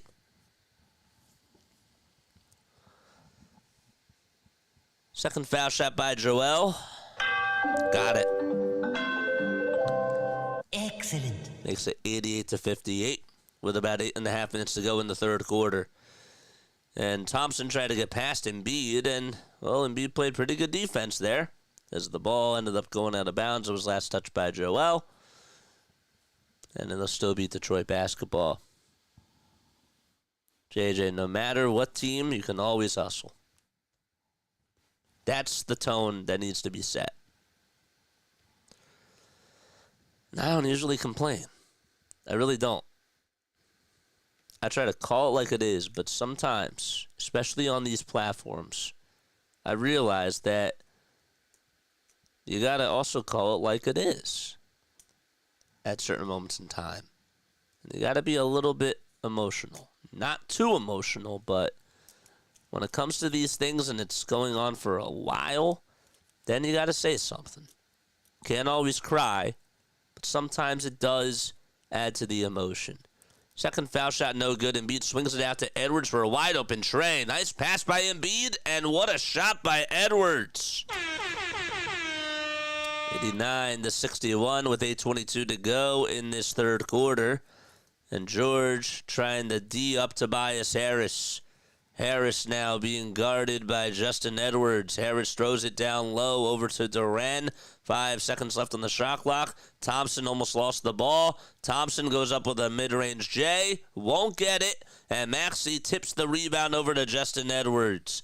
Edwards again gives it back to Embiid. Embiid to Maxey for three. Yes! And it's a 25-point ball game now with 7:53 to go. And the Pistons will call for time. Finally, the offense has woke up. It's about time. Welcome to Little Caesars Arena, Sixers. We got 22 concurrent people on here watching. Again, my name is Jason Joseph. This is Play by Play with JJ. Don't forget to hit the thumbs up button and subscribe to the channel. Maxey just knocked down a three, and that cuts the Sixers lead, or cuts the lead to 25.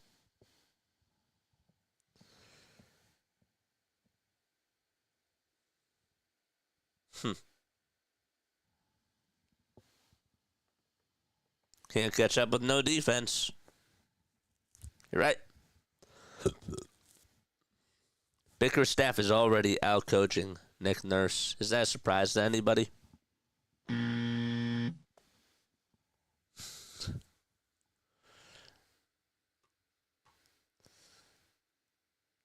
Isaiah Stewart has 10 points off the bench. And he's been averaging 5.5 points per game this year. Asar Thompson had 11 points in the first quarter. He's averaging 8.5 points per game this year. There's no Cade Cunningham. There's no Jaden Ivey. Another guy, Tobias Harris, averaging 13 points per game this year, and he's above his average too with 16. And Malik Beasley, 16 points per game, 26. They have 4 guys on their team right now that are shooting above their season averages. Just to put it in perspective. And they are missing 2 of their starters.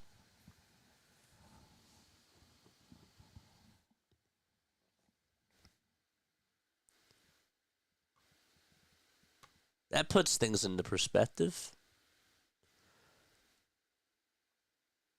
Meanwhile, we have 3 guys underneath their averages. Now they're starting to give us a little bit of life. Embiid has had a better third quarter. And he only had, 3 points in the first half? That's it. Daniel's here. What's up, man? How are you? Cavs are up by 5, 115-110 in Washington with 6:44 to go. Milwaukee is down by 2 to Atlanta. Sixers play Milwaukee on Sunday. They'll be at the Pfizer V Forum. And then Miami has a 3-point lead with less than 3 minutes remaining in the third.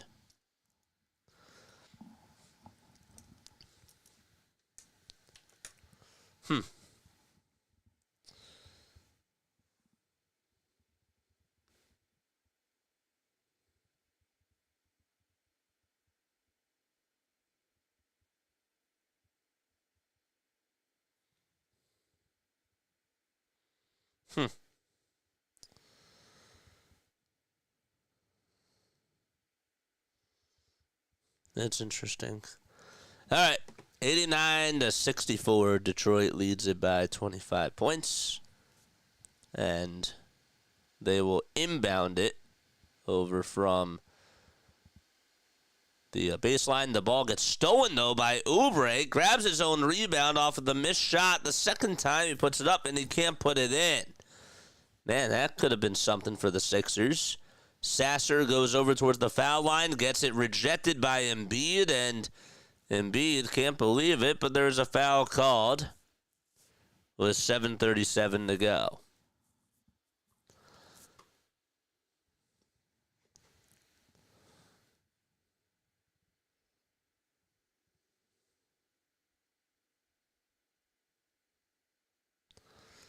So Detroit will have a pair of free throws. The foul was actually called on Kelly Oubre Jr. And the first foul shot is good.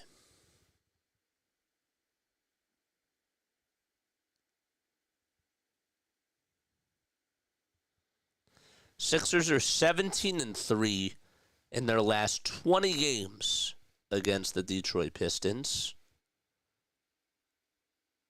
They played each other 91 times ever since 2004, and a total of 393 games in their regular season franchise history. Here's a 3 by PG on the other side. Got it to go. George able to knock it down. It's a 23-point deficit with 7:13 left remaining in the third quarter. All right, so Philadelphia is trying to get back into this game. 7 minutes to go. Beasley for 2. That won't go. Embiid gets the rebound. Dumps it off over to Tyrese Maxey. Maxey over to Embiid. Embiid now at the elbow. Will try to drive it inside. A kick out to Maxey. Why didn't he just take it there? Embiid takes a couple of jab steps. Now drives over towards the lane. Puts up a floater and got it. And it's a 21-point deficit now for the Sixers. So they're making things interesting with about 6.5 minutes to go in the third quarter. They just got to continue to get stops on defense. Beasley again hands it off over to Tim Hardaway Jr. Little lob pass down low over to Tobias Harris. First shot is up, and he can't get it, and he's fouled by Justin Edwards. Not to be that guy, but it really does seem like that there have been a lot of foul calls in this game, and some of them have been a little bit egregious. Just some of them. And Harris will head on over to the line. The first foul shot is good to make it 91-69.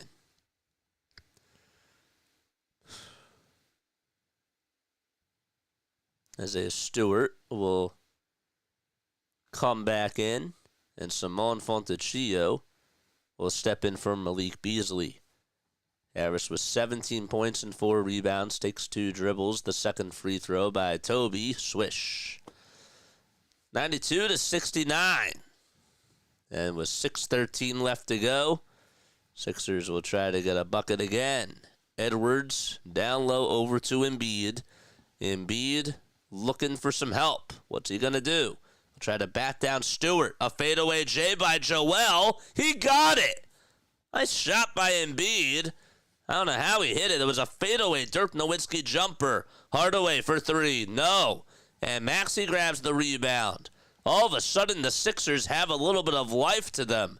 Embiid goes down low, gets double-teamed. George swings it to Edwards for 3. No good. Edwards grabs his own offensive rebound, but there's a kicked ball violation called, and that'll go against the Sixers, but they will get the ball back.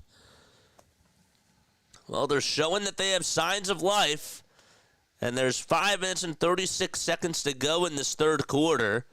And I think that they've honestly changed the way that their offense is running now, and they're giving it to Embiid a little bit more. Maxey to Embiid over at the foul line. Embiid back outside to Maxey. They play a game of catch.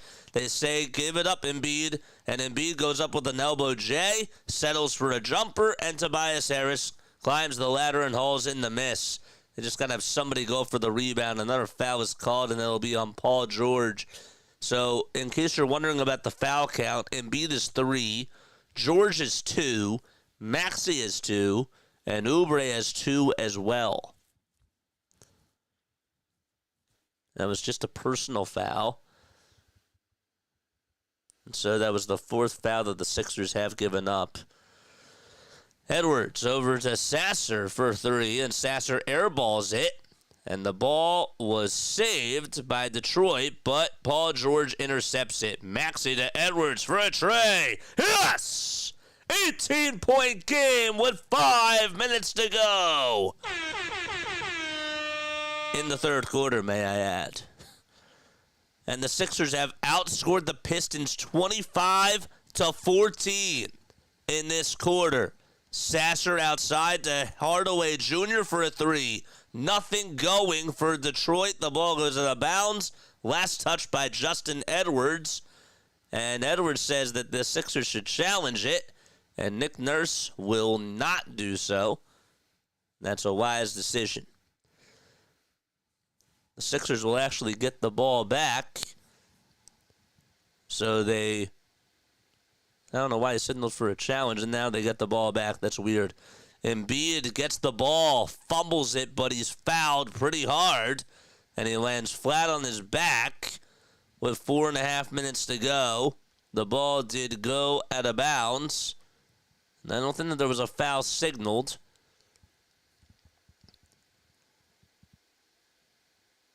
With about 4.5 minutes left, and Embiid is grabbing onto his elbow. So Joel tried to spin past Isaiah Stewart, and he did get tangled up, and they call it a shooting foul. I don't necessarily think it was in the act of shooting, to be honest with you. He tangled him up. He was just trying to make a move, and just tangled elbows and locked elbows with him. And the first foul shot by Embiid, he got it. It's a 17-point game now with 4.5 minutes to go in this third quarter. The Sixers were down by as many as 34, and they have cut their largest deficit in half.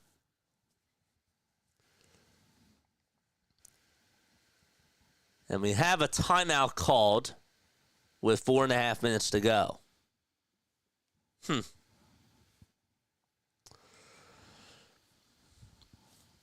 Magic 8 Ball says it's possible, says Michael. Wow. Embiid is getting his elbow checked out. This isn't an official timeout. He's just getting his elbow checked out. Scott Foster wants to get an explanation. Or sorry, Nick Nurse wants to get an explanation with Scott Foster. Now, here's the thing, Nick. If Kyle Lowry comes back in, please. Just please, man. Sixers were down by 34 points, and they have cut it to a 17-point deficit.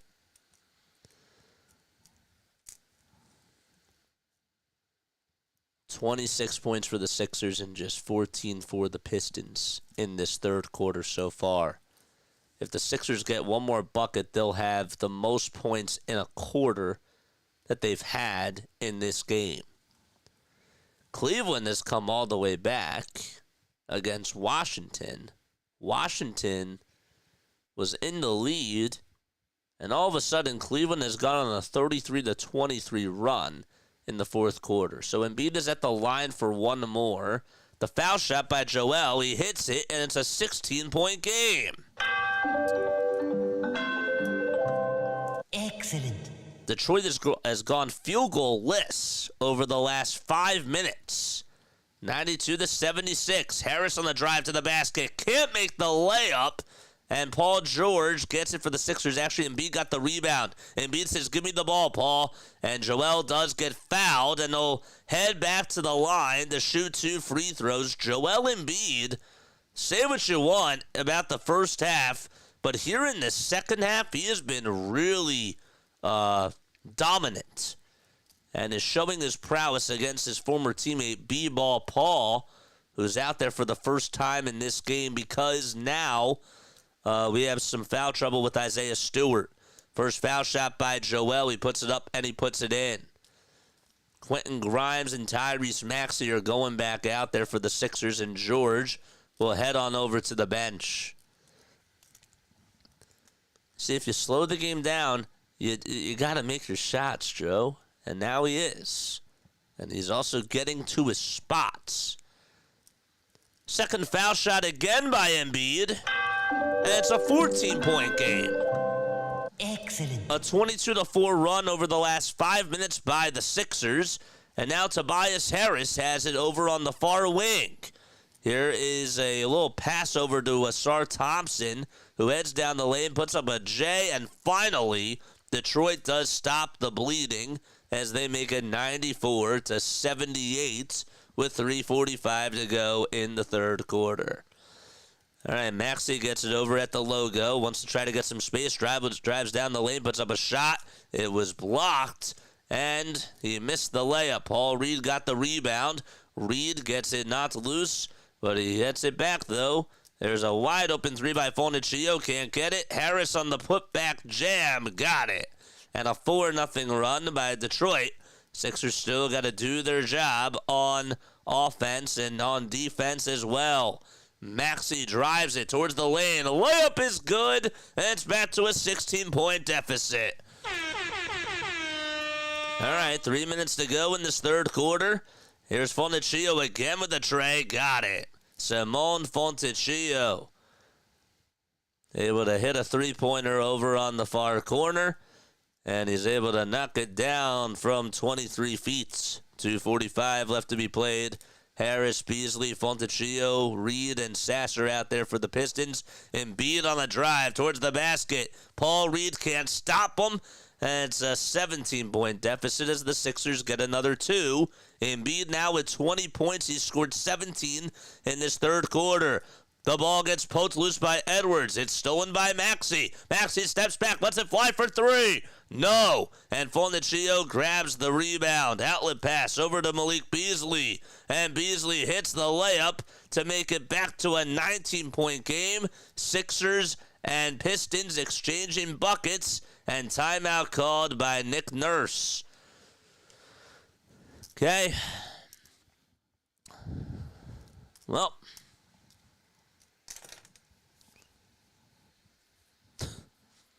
Well, let's see how it goes, man. These Malik Beasley celebrations, though, I'm not going to lie, they're getting so annoying. Tobias Harris, RB just said, Tobias Harris, his season average, 13 points per game. And through the first 3 quarters, this Sixer fraud has 20 points.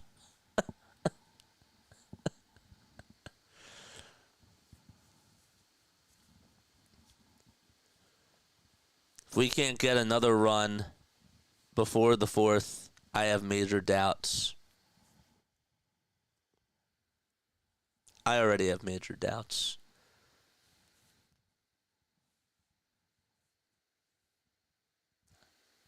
But that's me. 24 people tuning on in. Again, my name is Jason Joseph. This is Play-by-Play with JJ. David says, how on God's green earth are we getting blown out by 35 points to the freaking Detroit Pistons? It's a great question. It's like solving an equation, and you have multiple answers. Infinite answers.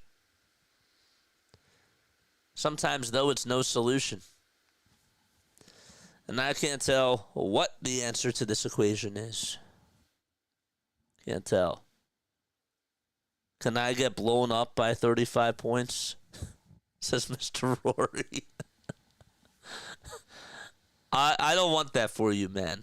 I'd rather not have you have to go through that if you ever play a game of whatever it is, or a sport. Do not get blown out by 35 points unless it's something like, even if it's football, like that's not good. I'm trying to think of like other high scoring games, like maybe archery. Archery is even still that's still a big deficit. What happened to the optimist, JJ? And do the Sixers play Sunday? JJ, I am an enigma. Yes, they play Sunday. That's why we're doing a 12-hour live stream. Guess what we're doing during the 12-hour live stream? We're doing that game. So, yep. They play at 2 o'clock. We'll be covering that during our 12-hour stream. So, it wouldn't be a Super Bowl without the Sixers playing.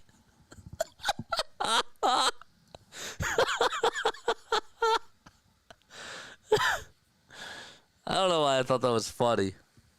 I guess it's because they've just not played well at all this year. And, of course, they're just on the same day as the Super Bowl, and the other team has been playing spectacular football. Ugh. But, yeah. We can't lose to B-Ball Paul and Toby. Can't lose to Toby Hannah. Malik Beasley, 30 points in this game. Embiid gets the rock, hands it off over to Justin Edwards, who's at the three-point line, and, well, we have a foul called as Tyrese Maxey got tripped up by Marcus Sasser. We got 23 people still tuning in on here. We had 19 people, and then when the Sixers started to inch their way a little bit closer, we got up to 25, I believe. So keep it coming, man. Maxey is going to the line. The Sixers are in the bonus. And Maxey takes about 3 dribbles. The first free throw.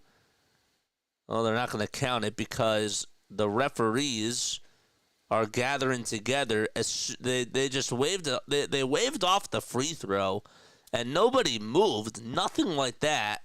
I've never seen that happen before. I think that's Mark Davis. Going up against Scott Foster, and Tyrese Maxey went back from the foul line and now is over on the sidelines. Is he going to have to inbound it from the sidelines? No. Joel Embiid is the one who's going to be shooting the free throws. So did they switch the foul call? That's weird. And the first foul shot by Joel is good. This is why the officiating in the NBA is just so head-scratching at times. So they called a foul was supposed to go to Embiid. Second free throw by Joel. He can't get it. He knew it was off, and Embiid can't hit the shot. 18-point deficit with less than 2 minutes to go in the third quarter. Sasser at the logo. Dumps it off over to Beasley. Sasser gets it back. Layup is up, and he can't get it. It was a wild shot. Embiid rebound. Paul George to Gordon for three. That was actually Maxey over to Eric Gordon for three, and Gordon couldn't hit it. 90 seconds left to be played in this third quarter. Harris looking to hand it off to Sasser, and this time he gives it back over to B-Ball Paul. Again, don't forget that their other center, Isaiah Stewart's in foul trouble. Reed with a step back J. He literally airballed it, and he missed it wide left. It was a turnaround free throw line jumper. Embiid over to Grimes. Grimes saves it. Gordon catches it over on the near corner, but Gordon stepped out of bounds. Loved the effort by Quentin Grimes. As soon as the ball was heading out of bounds over towards the baseline, Grimes is the one who saved it from going out of bounds. But Eric Gordon touched the white line. 1:03 left to be played in this third quarter. Don't forget to hit the thumbs up button and subscribe to the channel as well. Harris gets it down low on the block. Eric Gordon's guarding him. That looks like it's a mismatch right there. Harris trying to go up with another elbow J. No. And here's Maxey who tries to get the rebound. Got tripped up. And Embiid rejects it on the other side. Harris for two, though he got it to go.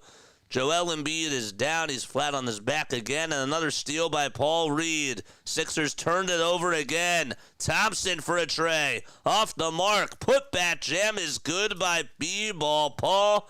And it's back to a 22-point deficit with 34 seconds to go in this third quarter. Maxey will finally pick up the rock past the logo. And Maxey drives it towards the lane, and he's fouled by Reed.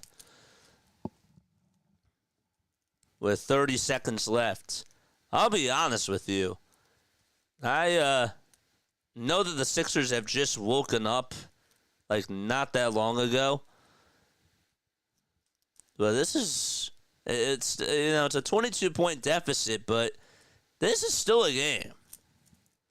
With the way things are going now. Maxey's first foul shot, he puts it up and he puts it in. This is still a game. 19 points for Maxey, 3 rebounds and 7 assists, and the second free throw by Tyrese. He got it. Excellent. 30 seconds left in this third quarter, and the Sixers got a D up again. Grimes tries to play physical defense on Sasser. Sasser tries to get past him. Good defense by Grimes. And now Simone Fontecchio wants to go up over Justin Edwards for a 2. Good defense, better offense by Simone Fontecchio. Doesn't really hit a lot of those types of shots, but he did it right there. Of course he did. All right, so now Tyrese Maxey gets the rock. 8 seconds to go in the third quarter. Maxey lets it fly from the pond. Got it! And it's a 19-point deficit with 4 seconds left. Sasser gets the inbound, throws it over to Tobias Harris. The ball goes out of bounds, and the Sixers will get it back with 0.4 of a second to go in this third quarter. And there's a full court pass over to Embiid. Embiid with a three-quarters court shot. No, and that'll wrap up the third quarter. Sixers cut what was a 34-point deficit all the way down to 19 as we head into quarter number 4. All right, it's time for Sixers trivia as we go into the fourth quarter. Joel Embiid put up 20 points in that third quarter and did very good. This is a very bizarre game. I don't think that they're done yet, though, now, as much as I yelled at them going into halftime, because they deserved it. I think that the tides have changed, but is it too little too late is the next question. All right, Sixers trivia. I'm going to ask you a Sixers trivia question. If you get it right, you will hear this. If you get it wrong, you'll hear this. Okay.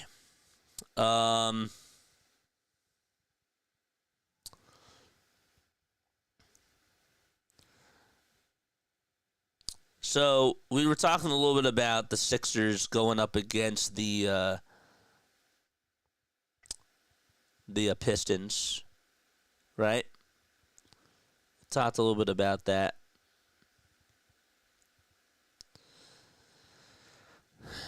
What I want to know is, where is it? I thought I had it up here.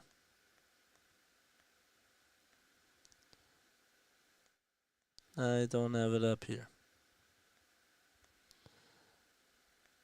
Sorry about that. We just got a report that Joel Embiid is headed back to the locker room during the quarter break. Great. What else is new? All right. So I want you to tell me.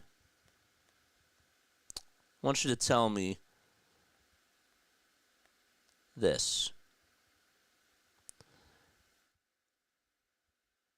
Embiid led the NBA in scoring the first time during the 2021-22 season.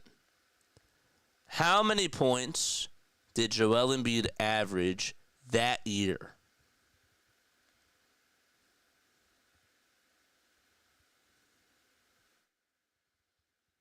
How many points did he average that year?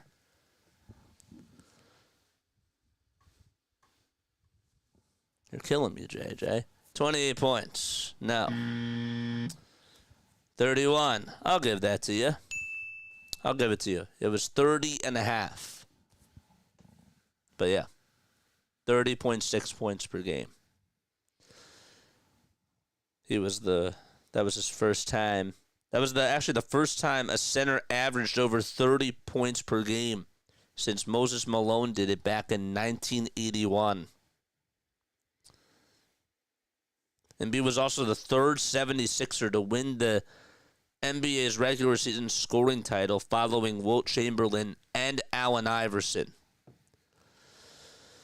All right. Killing me, JJ. Yeah, Embiid was heading back to the locker room, so I don't like the sound of that. Here we go. Sixers have Maxey, Gordon, Grimes, Bona, and George out there. And Maxey got tangled up with Sasser for like 5 seconds. They just literally locked elbows, and it took them like 5 seconds to make the foul call, and they finally got it. I mean, like, Scott Foster's literally standing over there. Maxey's just tangled up with him. And also Adem Bona got his jersey grabbed. It's crazy. All right, 107-88. Sixers give it back over to Grimes. Grimes for three. Got it! And it's a 16-point game now. All right.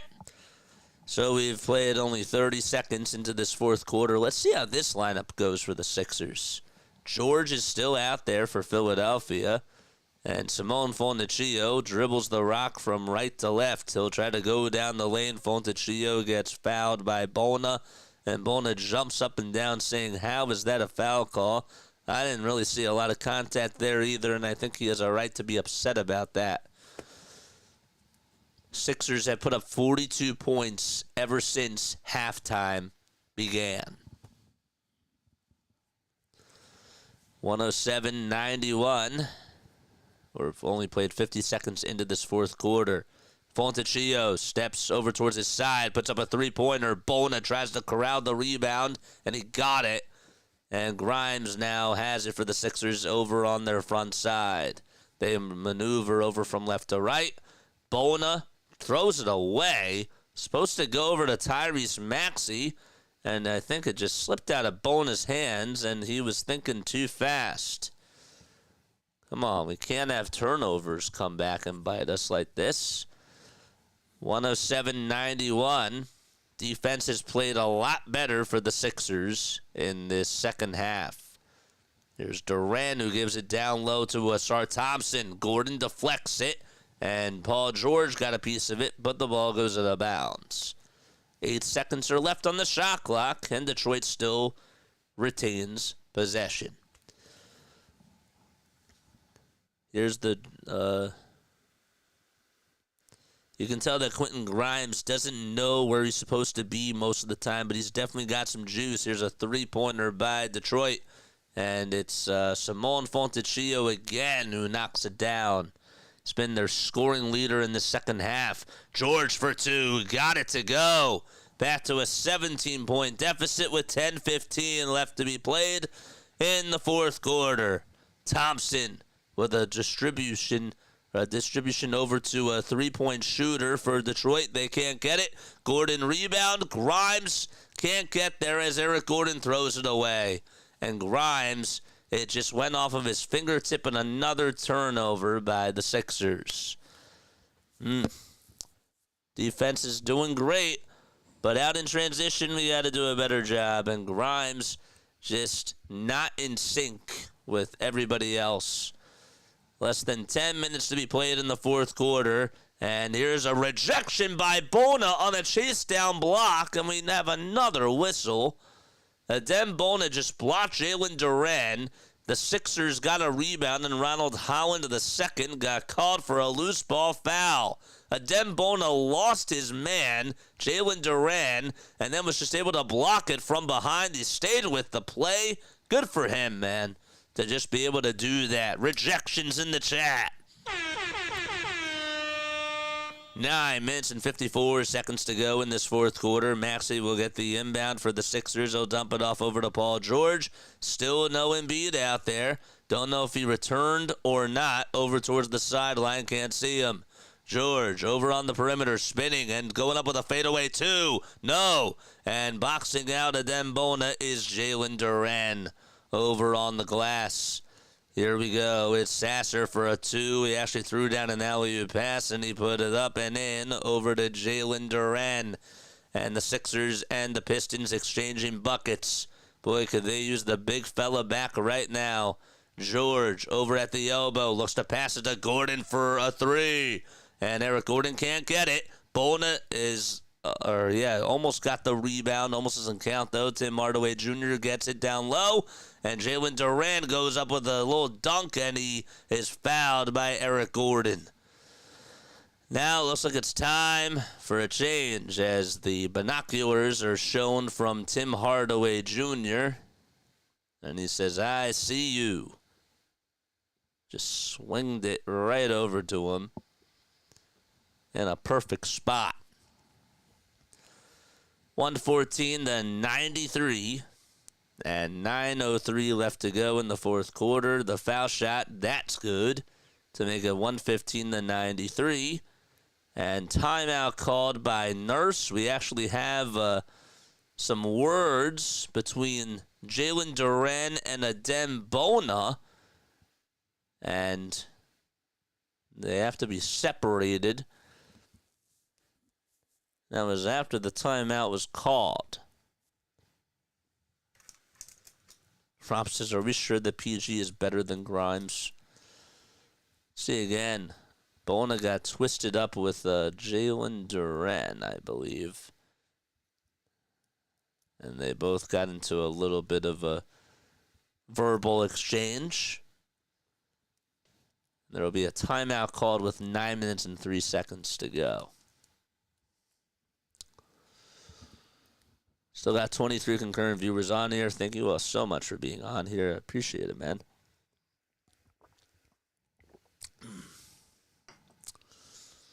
Okay.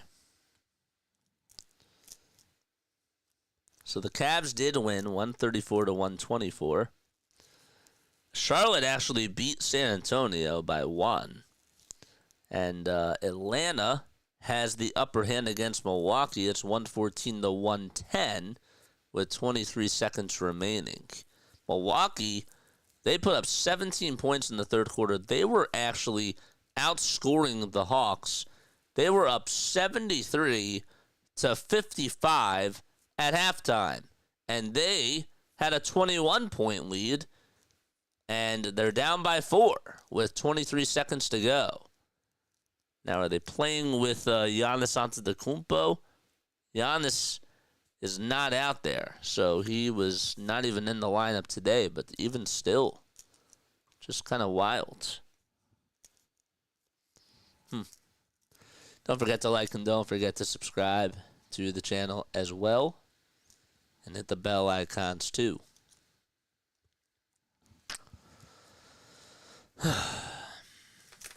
We got a 12-hour stream on Sunday, folks. Make sure you hit the thumbs up button. We have 27 likes. We got 25 people following us. I need us to get to 50 likes, man.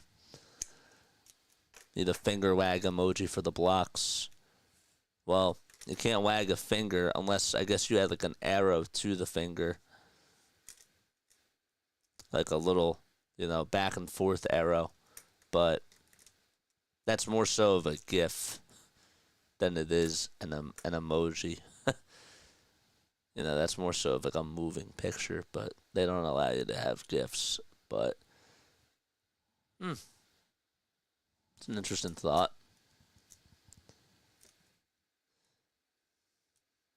I don't know how you would do it.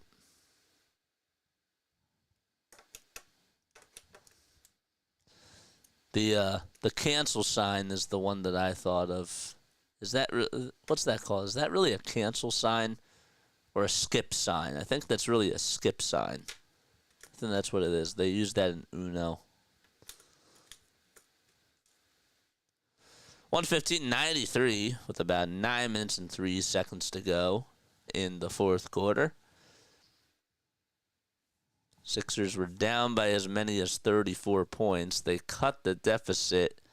The closest it was at was 15, and it's up to 22. How can the jersey numbers for one team have 0 and a 00? That's possible. I've seen that before. It's weird. It is. But I've seen that before. George dumps it off over to Kelly Oubre. Andre Drummond is out there for the Sixers. Oubre will dump it off over to Drummond. They'll hand it back off over to Grimes. Drummond with a baby hook. Can't get it. And a rebound goes to Detroit. So I still don't know what's going on with Joel Embiid. He went back into the locker room heading into the fourth quarter. There's a wide open three missed by Detroit. That makes it It's still a 115-93 game. Oubre to George. Paul George with a tray. Bingo! I have a feeling that Saquon's going to have a big game against the Chiefs. Yes, he is. 115-96. 8:09 left to be played in the fourth quarter, and we have an offensive foul called on Detroit. Okay. I'm going to try to play some other sound effects.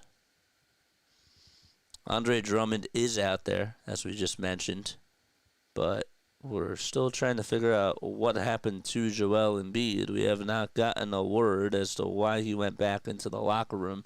Jalen Duren is also in foul trouble now. He has 5 fouls, so that does help the Sixers. Oubre dumps it off over to Andre Drummond. They'll dump it back off over to Grimes, and we have another foul called on Detroit. So they just give up another one.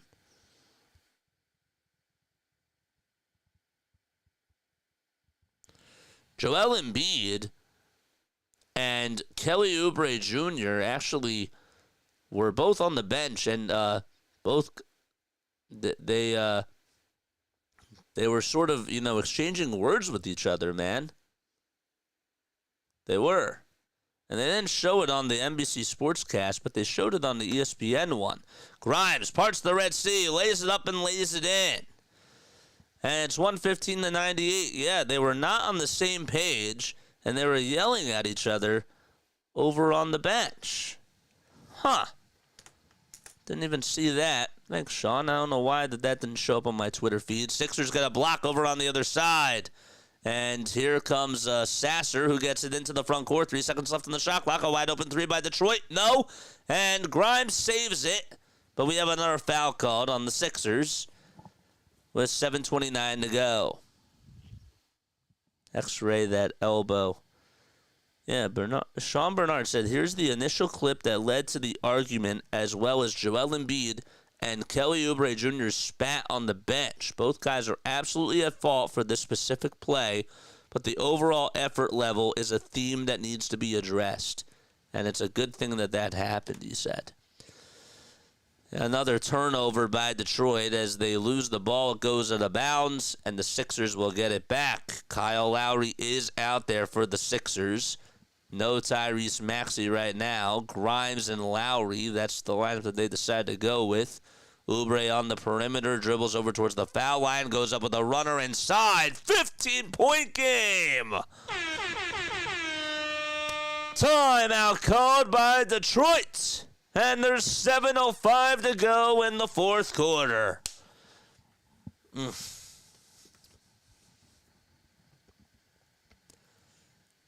What a pitiful first half, man. And in the second half, they woke up. But now I just want to see Joel go back out there, man.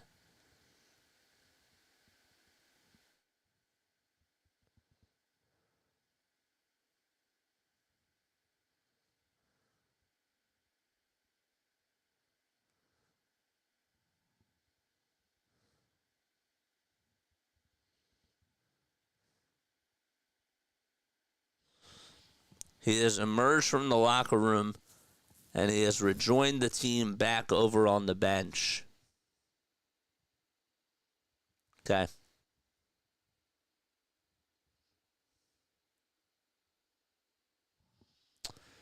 Okay. There's still time.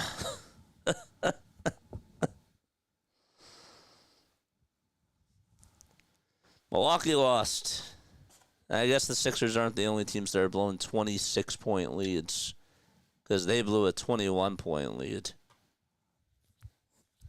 They did. All right. It ain't over. We got a ball game. Please do like the Celtics. Guys, make sure you hit the thumbs up button and subscribe to the channel. And turn on the bell icons too. Sixers only have 2 timeouts left, and the Pistons have 3. So there's Joel Embiid. I think he's going to get ready to suit back up and come on in with 7:05 to go.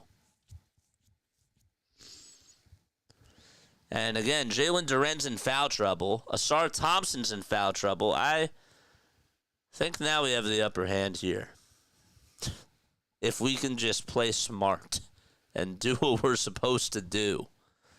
This was so ugly in the first half because we just played so lackadaisical on defense. And then something changed in the game plan, and we just said spam and give the ball to our big fellow, and he'll make shots. And he did, and he was aggressive, and didn't cry, didn't pout, and took more shots over to the cup. And then he had a couple of turnaround J's, and the shots started to fall. And it's all about momentum. That's what I always say about this sport. Who gets hot at the right time?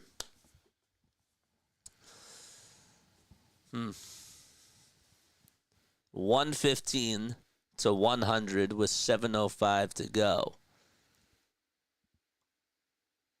Sixers were down by as many as 34 points.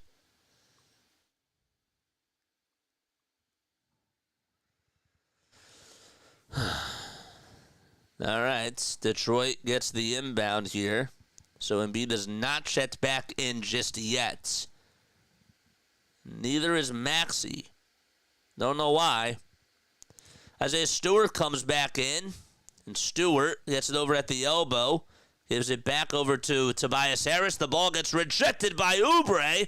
And still Detroit possession. 3-point shot by Hardaway. No. An offensive rebound by Tobias Harris. The ball gets stripped. Isaiah Stewart tries to get the shot up. And Andre Drummond says, I've had enough. And grabs a rebound against his former ball club.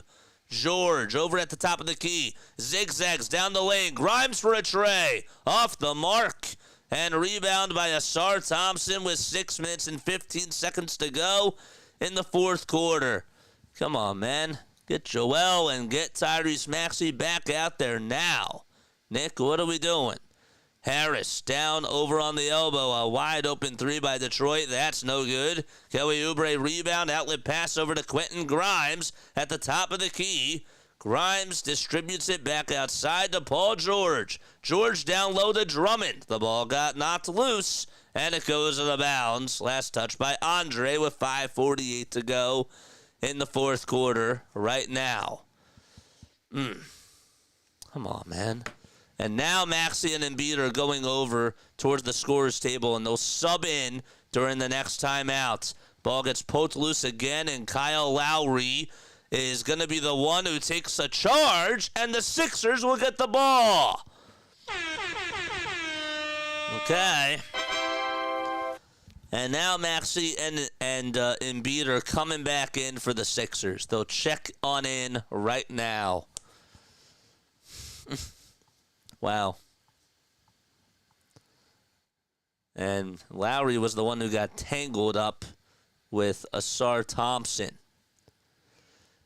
And with 5:39 to go, I think Detroit might challenge this. They actually called the foul on Malik Beasley. And there will be a challenge by J.B. Bickerstaff. You wait so long to bring them back in the game, man. There's like 6 minutes and 40 seconds to go. As soon as that timeout was called, with like 7:12 to go, they should be back in then.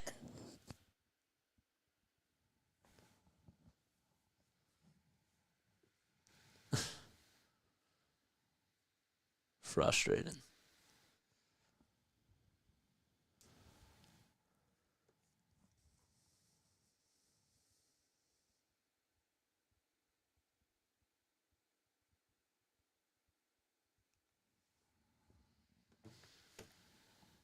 Really. Ugh.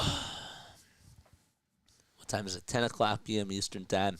We've been live for 2 hours and 43 minutes. It's been a long game, man. It has. It's been a long game. So the refs are still over at the scorer's table to see if the challenge will be successful. Looks like Beasley. I think that's a tough call. Kyle Lowry was playing actually really physical with Malik Beasley there, and I think Beasley just pushed him. I do. I think he definitely pushed him over towards the ground.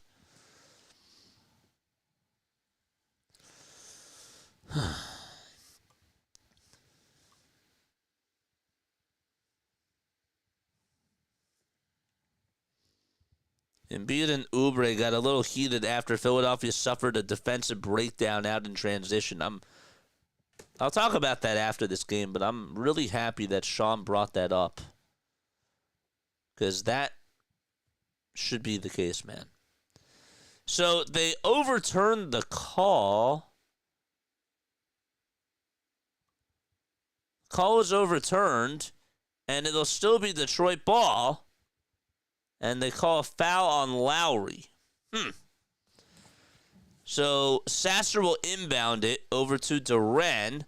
Again, one more foul than he's done. Here's Beasley for three. It's blocked by Grimes, and Oubre gets it for the Sixers. Oubre to Maxey. Maxey drives it down the lane. He's fouled with 5:27 to go in the fourth quarter.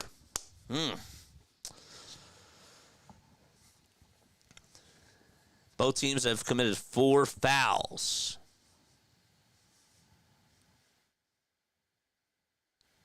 Still can't understand why Kyle Lowry is still out there. And the first foul shot by Maxey couldn't get it as it goes in and out.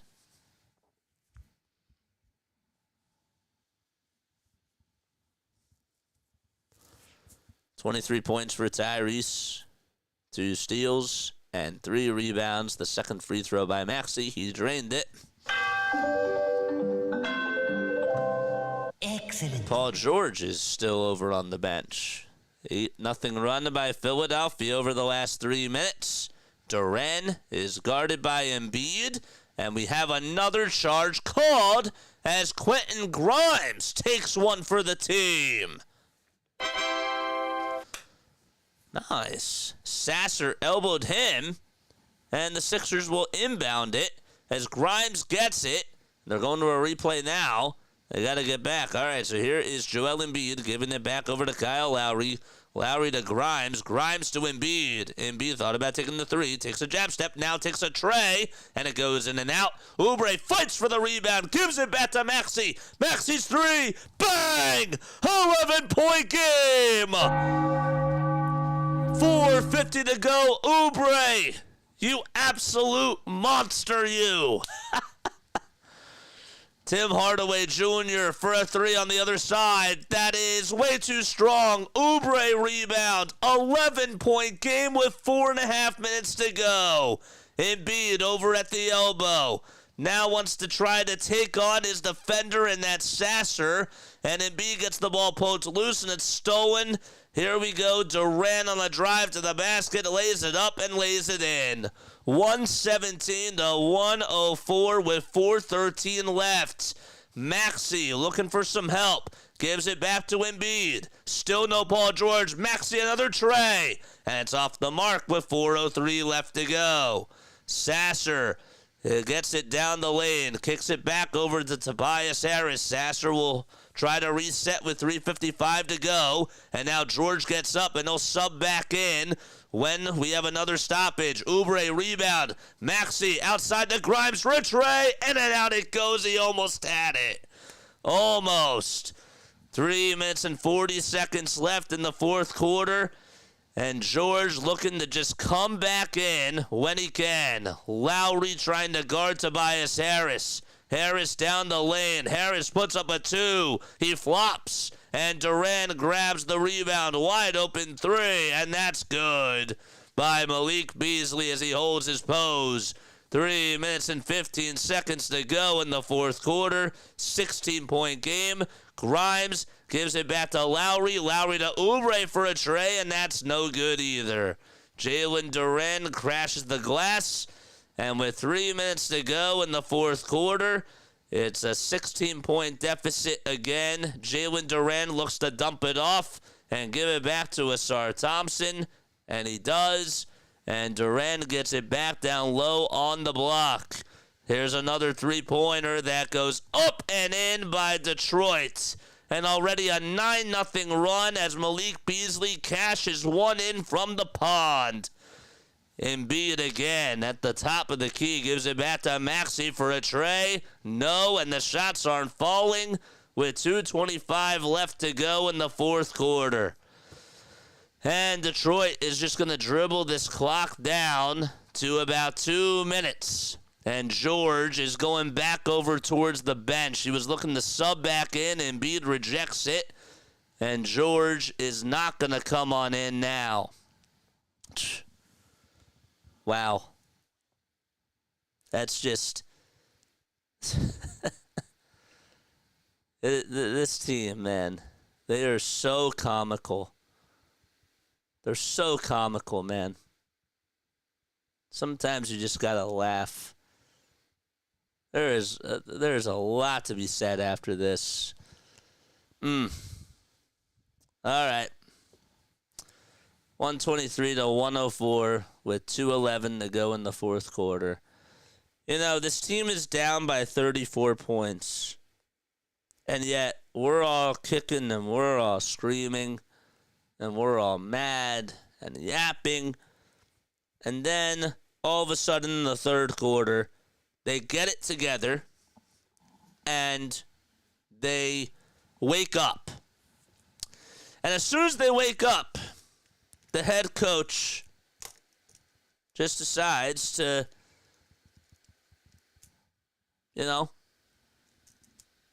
not put in his guys at the right time. And he waits 7 minutes to put Joel Embiid back in and Tyrese Maxey. And then, meanwhile, Paul George is supposed to come back in. They finally decide to do it with about 3.5 minutes to go. They can't get a stoppage in play. And then with 2 minutes to go, it's over. Crazy. 123-104. This team just takes their foot off the gas pedal every single time. Whether it's coaching or whether it's the players.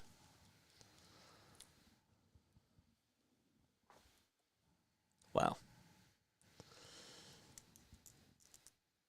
Sixers called. There was a coach's challenge that was called on that rebound. Quentin Grimes has been really good, though, man. 12 points. He's been really good on the defensive side. I like Grimes with what he's been able to do today. There's Luke Walton, son of Bill Walton.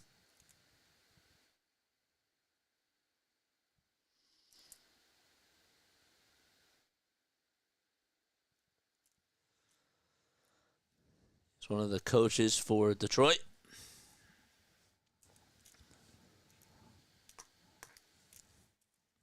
And Scott Foster's going to make a call here.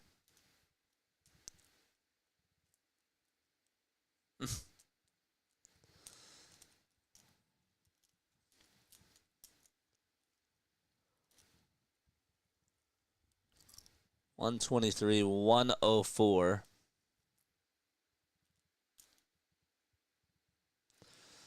So the call is overturned. Sixers retain their timeout, and Duren does turn the ball over. It is a successful challenge, and Jalen Duren fouls out of the game. That is a 6th foul, so he is no longer a factor. Adembona, Chuma Okike, Ricky Council IV, and Quentin Grimes are all out there for the Sixers. Bona gets it down low over on the block. Gives it back outside to Council. Council to Edwards for a 3. Justin Edwards knocks it down with about 1 minute and 53 seconds to go in the fourth quarter. Very quick post-game show tonight. Not going to stay on too long. I got a long day tomorrow, and I got to get ready for Sunday. So, not a long post-game show. Probably like maybe a couple of minutes.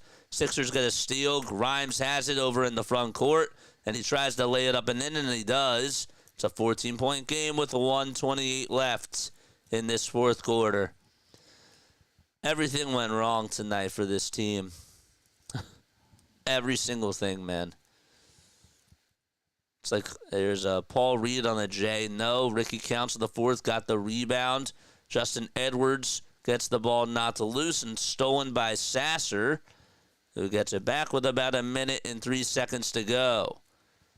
There's Paul Reed on a little alley-oop pass that's thrown down by Asar Thompson, and that is the exclamation point of this game. Grimes gets it knocked loose, goes up with a floater inside, though, grabs his own rebound, dish out to Council for a three-pointer. Ricky Council IV hits it. It's 125-112 with 43 seconds to go in this game. Sixers were down by 34 points and just could not play competitive basketball at all in that first half. And then when they finally got their head out of their you-know-whats, they started to come together, and they played better in the third quarter.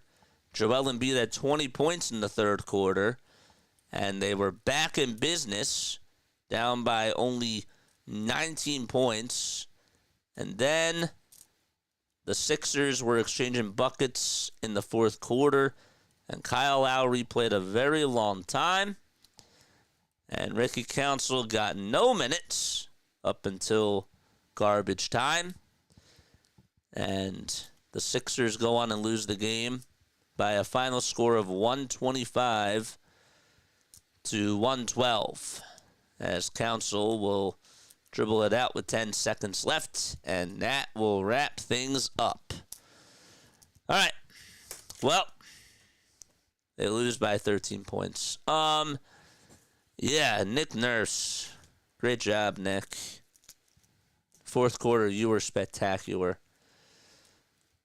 Watching the fourth quarter, Paul George, you think, and I know I've been so critical over Paul George.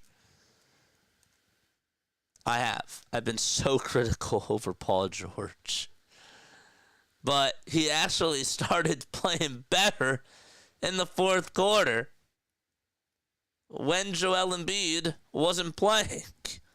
And so I can understand why he takes him out with 8 minutes to go and then decides, you know what? I'm going to keep Kyle Lowry out there for as long as humanly possible, and I'm just going to, let Joel Embiid and Tyrese Maxey come back in during the 5:25 mark rather than the 7:16 mark? When we're down by 16 points? What are we doing?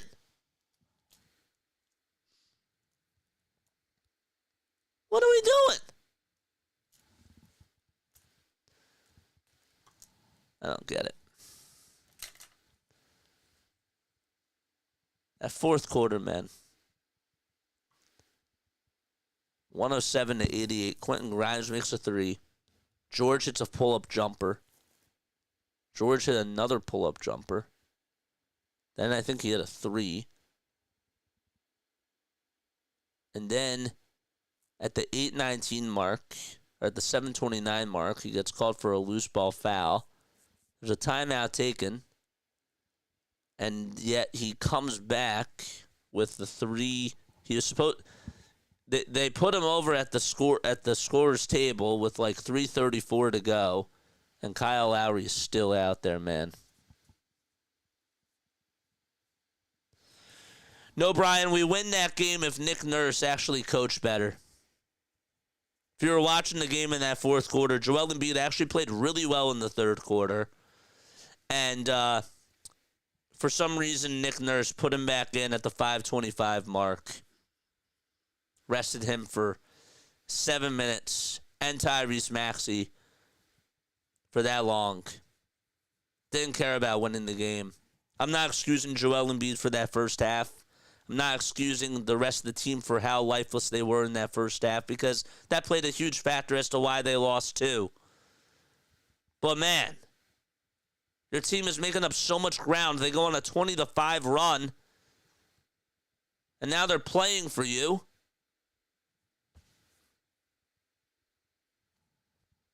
Just a disgrace.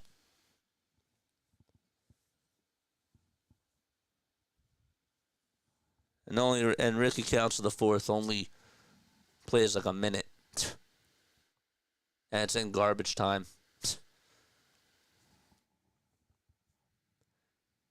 Yes, Joel Embiid had a terrible first half. But everything went wrong. Everybody deserves blame tonight. Every single person. Shouldn't have been in that spot. Every single person needs to be held accountable, including Joel Embiid, for that disappointing first half that he had. Paul George was Paul George. They set the tone by not setting the tone. Tobias Harris had 9 rebounds on you. 4 offensive boards. How many? They gave up 21 offensive rebounds. There you have it, folks. What else do I have to say? It's right there. The stats literally tell you the game in tonight's matchup. They tell you everything that you need to know. The stats are not lying tonight. You could have not watched this game, and you could have just looked at ESPN, and it tells you everything that you need to know about the way that this game went down. Now, don't just look at the final score, because if you say, well, they only lost by 13 points, you got to understand that they were down by as many as 34. They were down by as many as 34 points. A lot of those offensive rebounds, yes, Joel Embiid has to get those. However, part of the problem too, though, is that it goes back to the lack of effort from everybody else. Paul George. I'm watching Paul George standing right in front of Jalen Duren, and Duren leaps up over him, and Paul George is just standing like he's a penguin. Come on. Is that on Joel Embiid? No, that's on Paul George specifically. And do not get it twisted. I'm not giving Joel Embiid the scapegoat treatment. I'm not. But that's on PG. Kelly Oubre had a couple of nice rebounds at the end. But man, let's talk about that little altercation that Oubre and Embiid had. They sort of made up for it. And I'm sure that there's going to be a lot of talk about that. Tyrese Maxey actually sort of, was the mediator in that. But they needed to have that type of a moment. They did. They needed to have that moment. I'm happy that they did that. But if it don't result in winning two, you got to get the W's.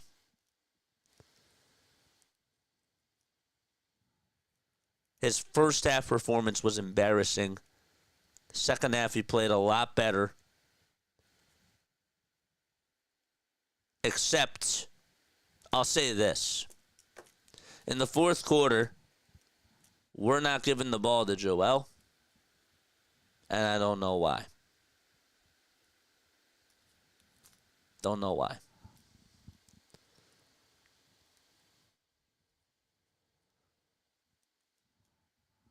Doesn't make any sense.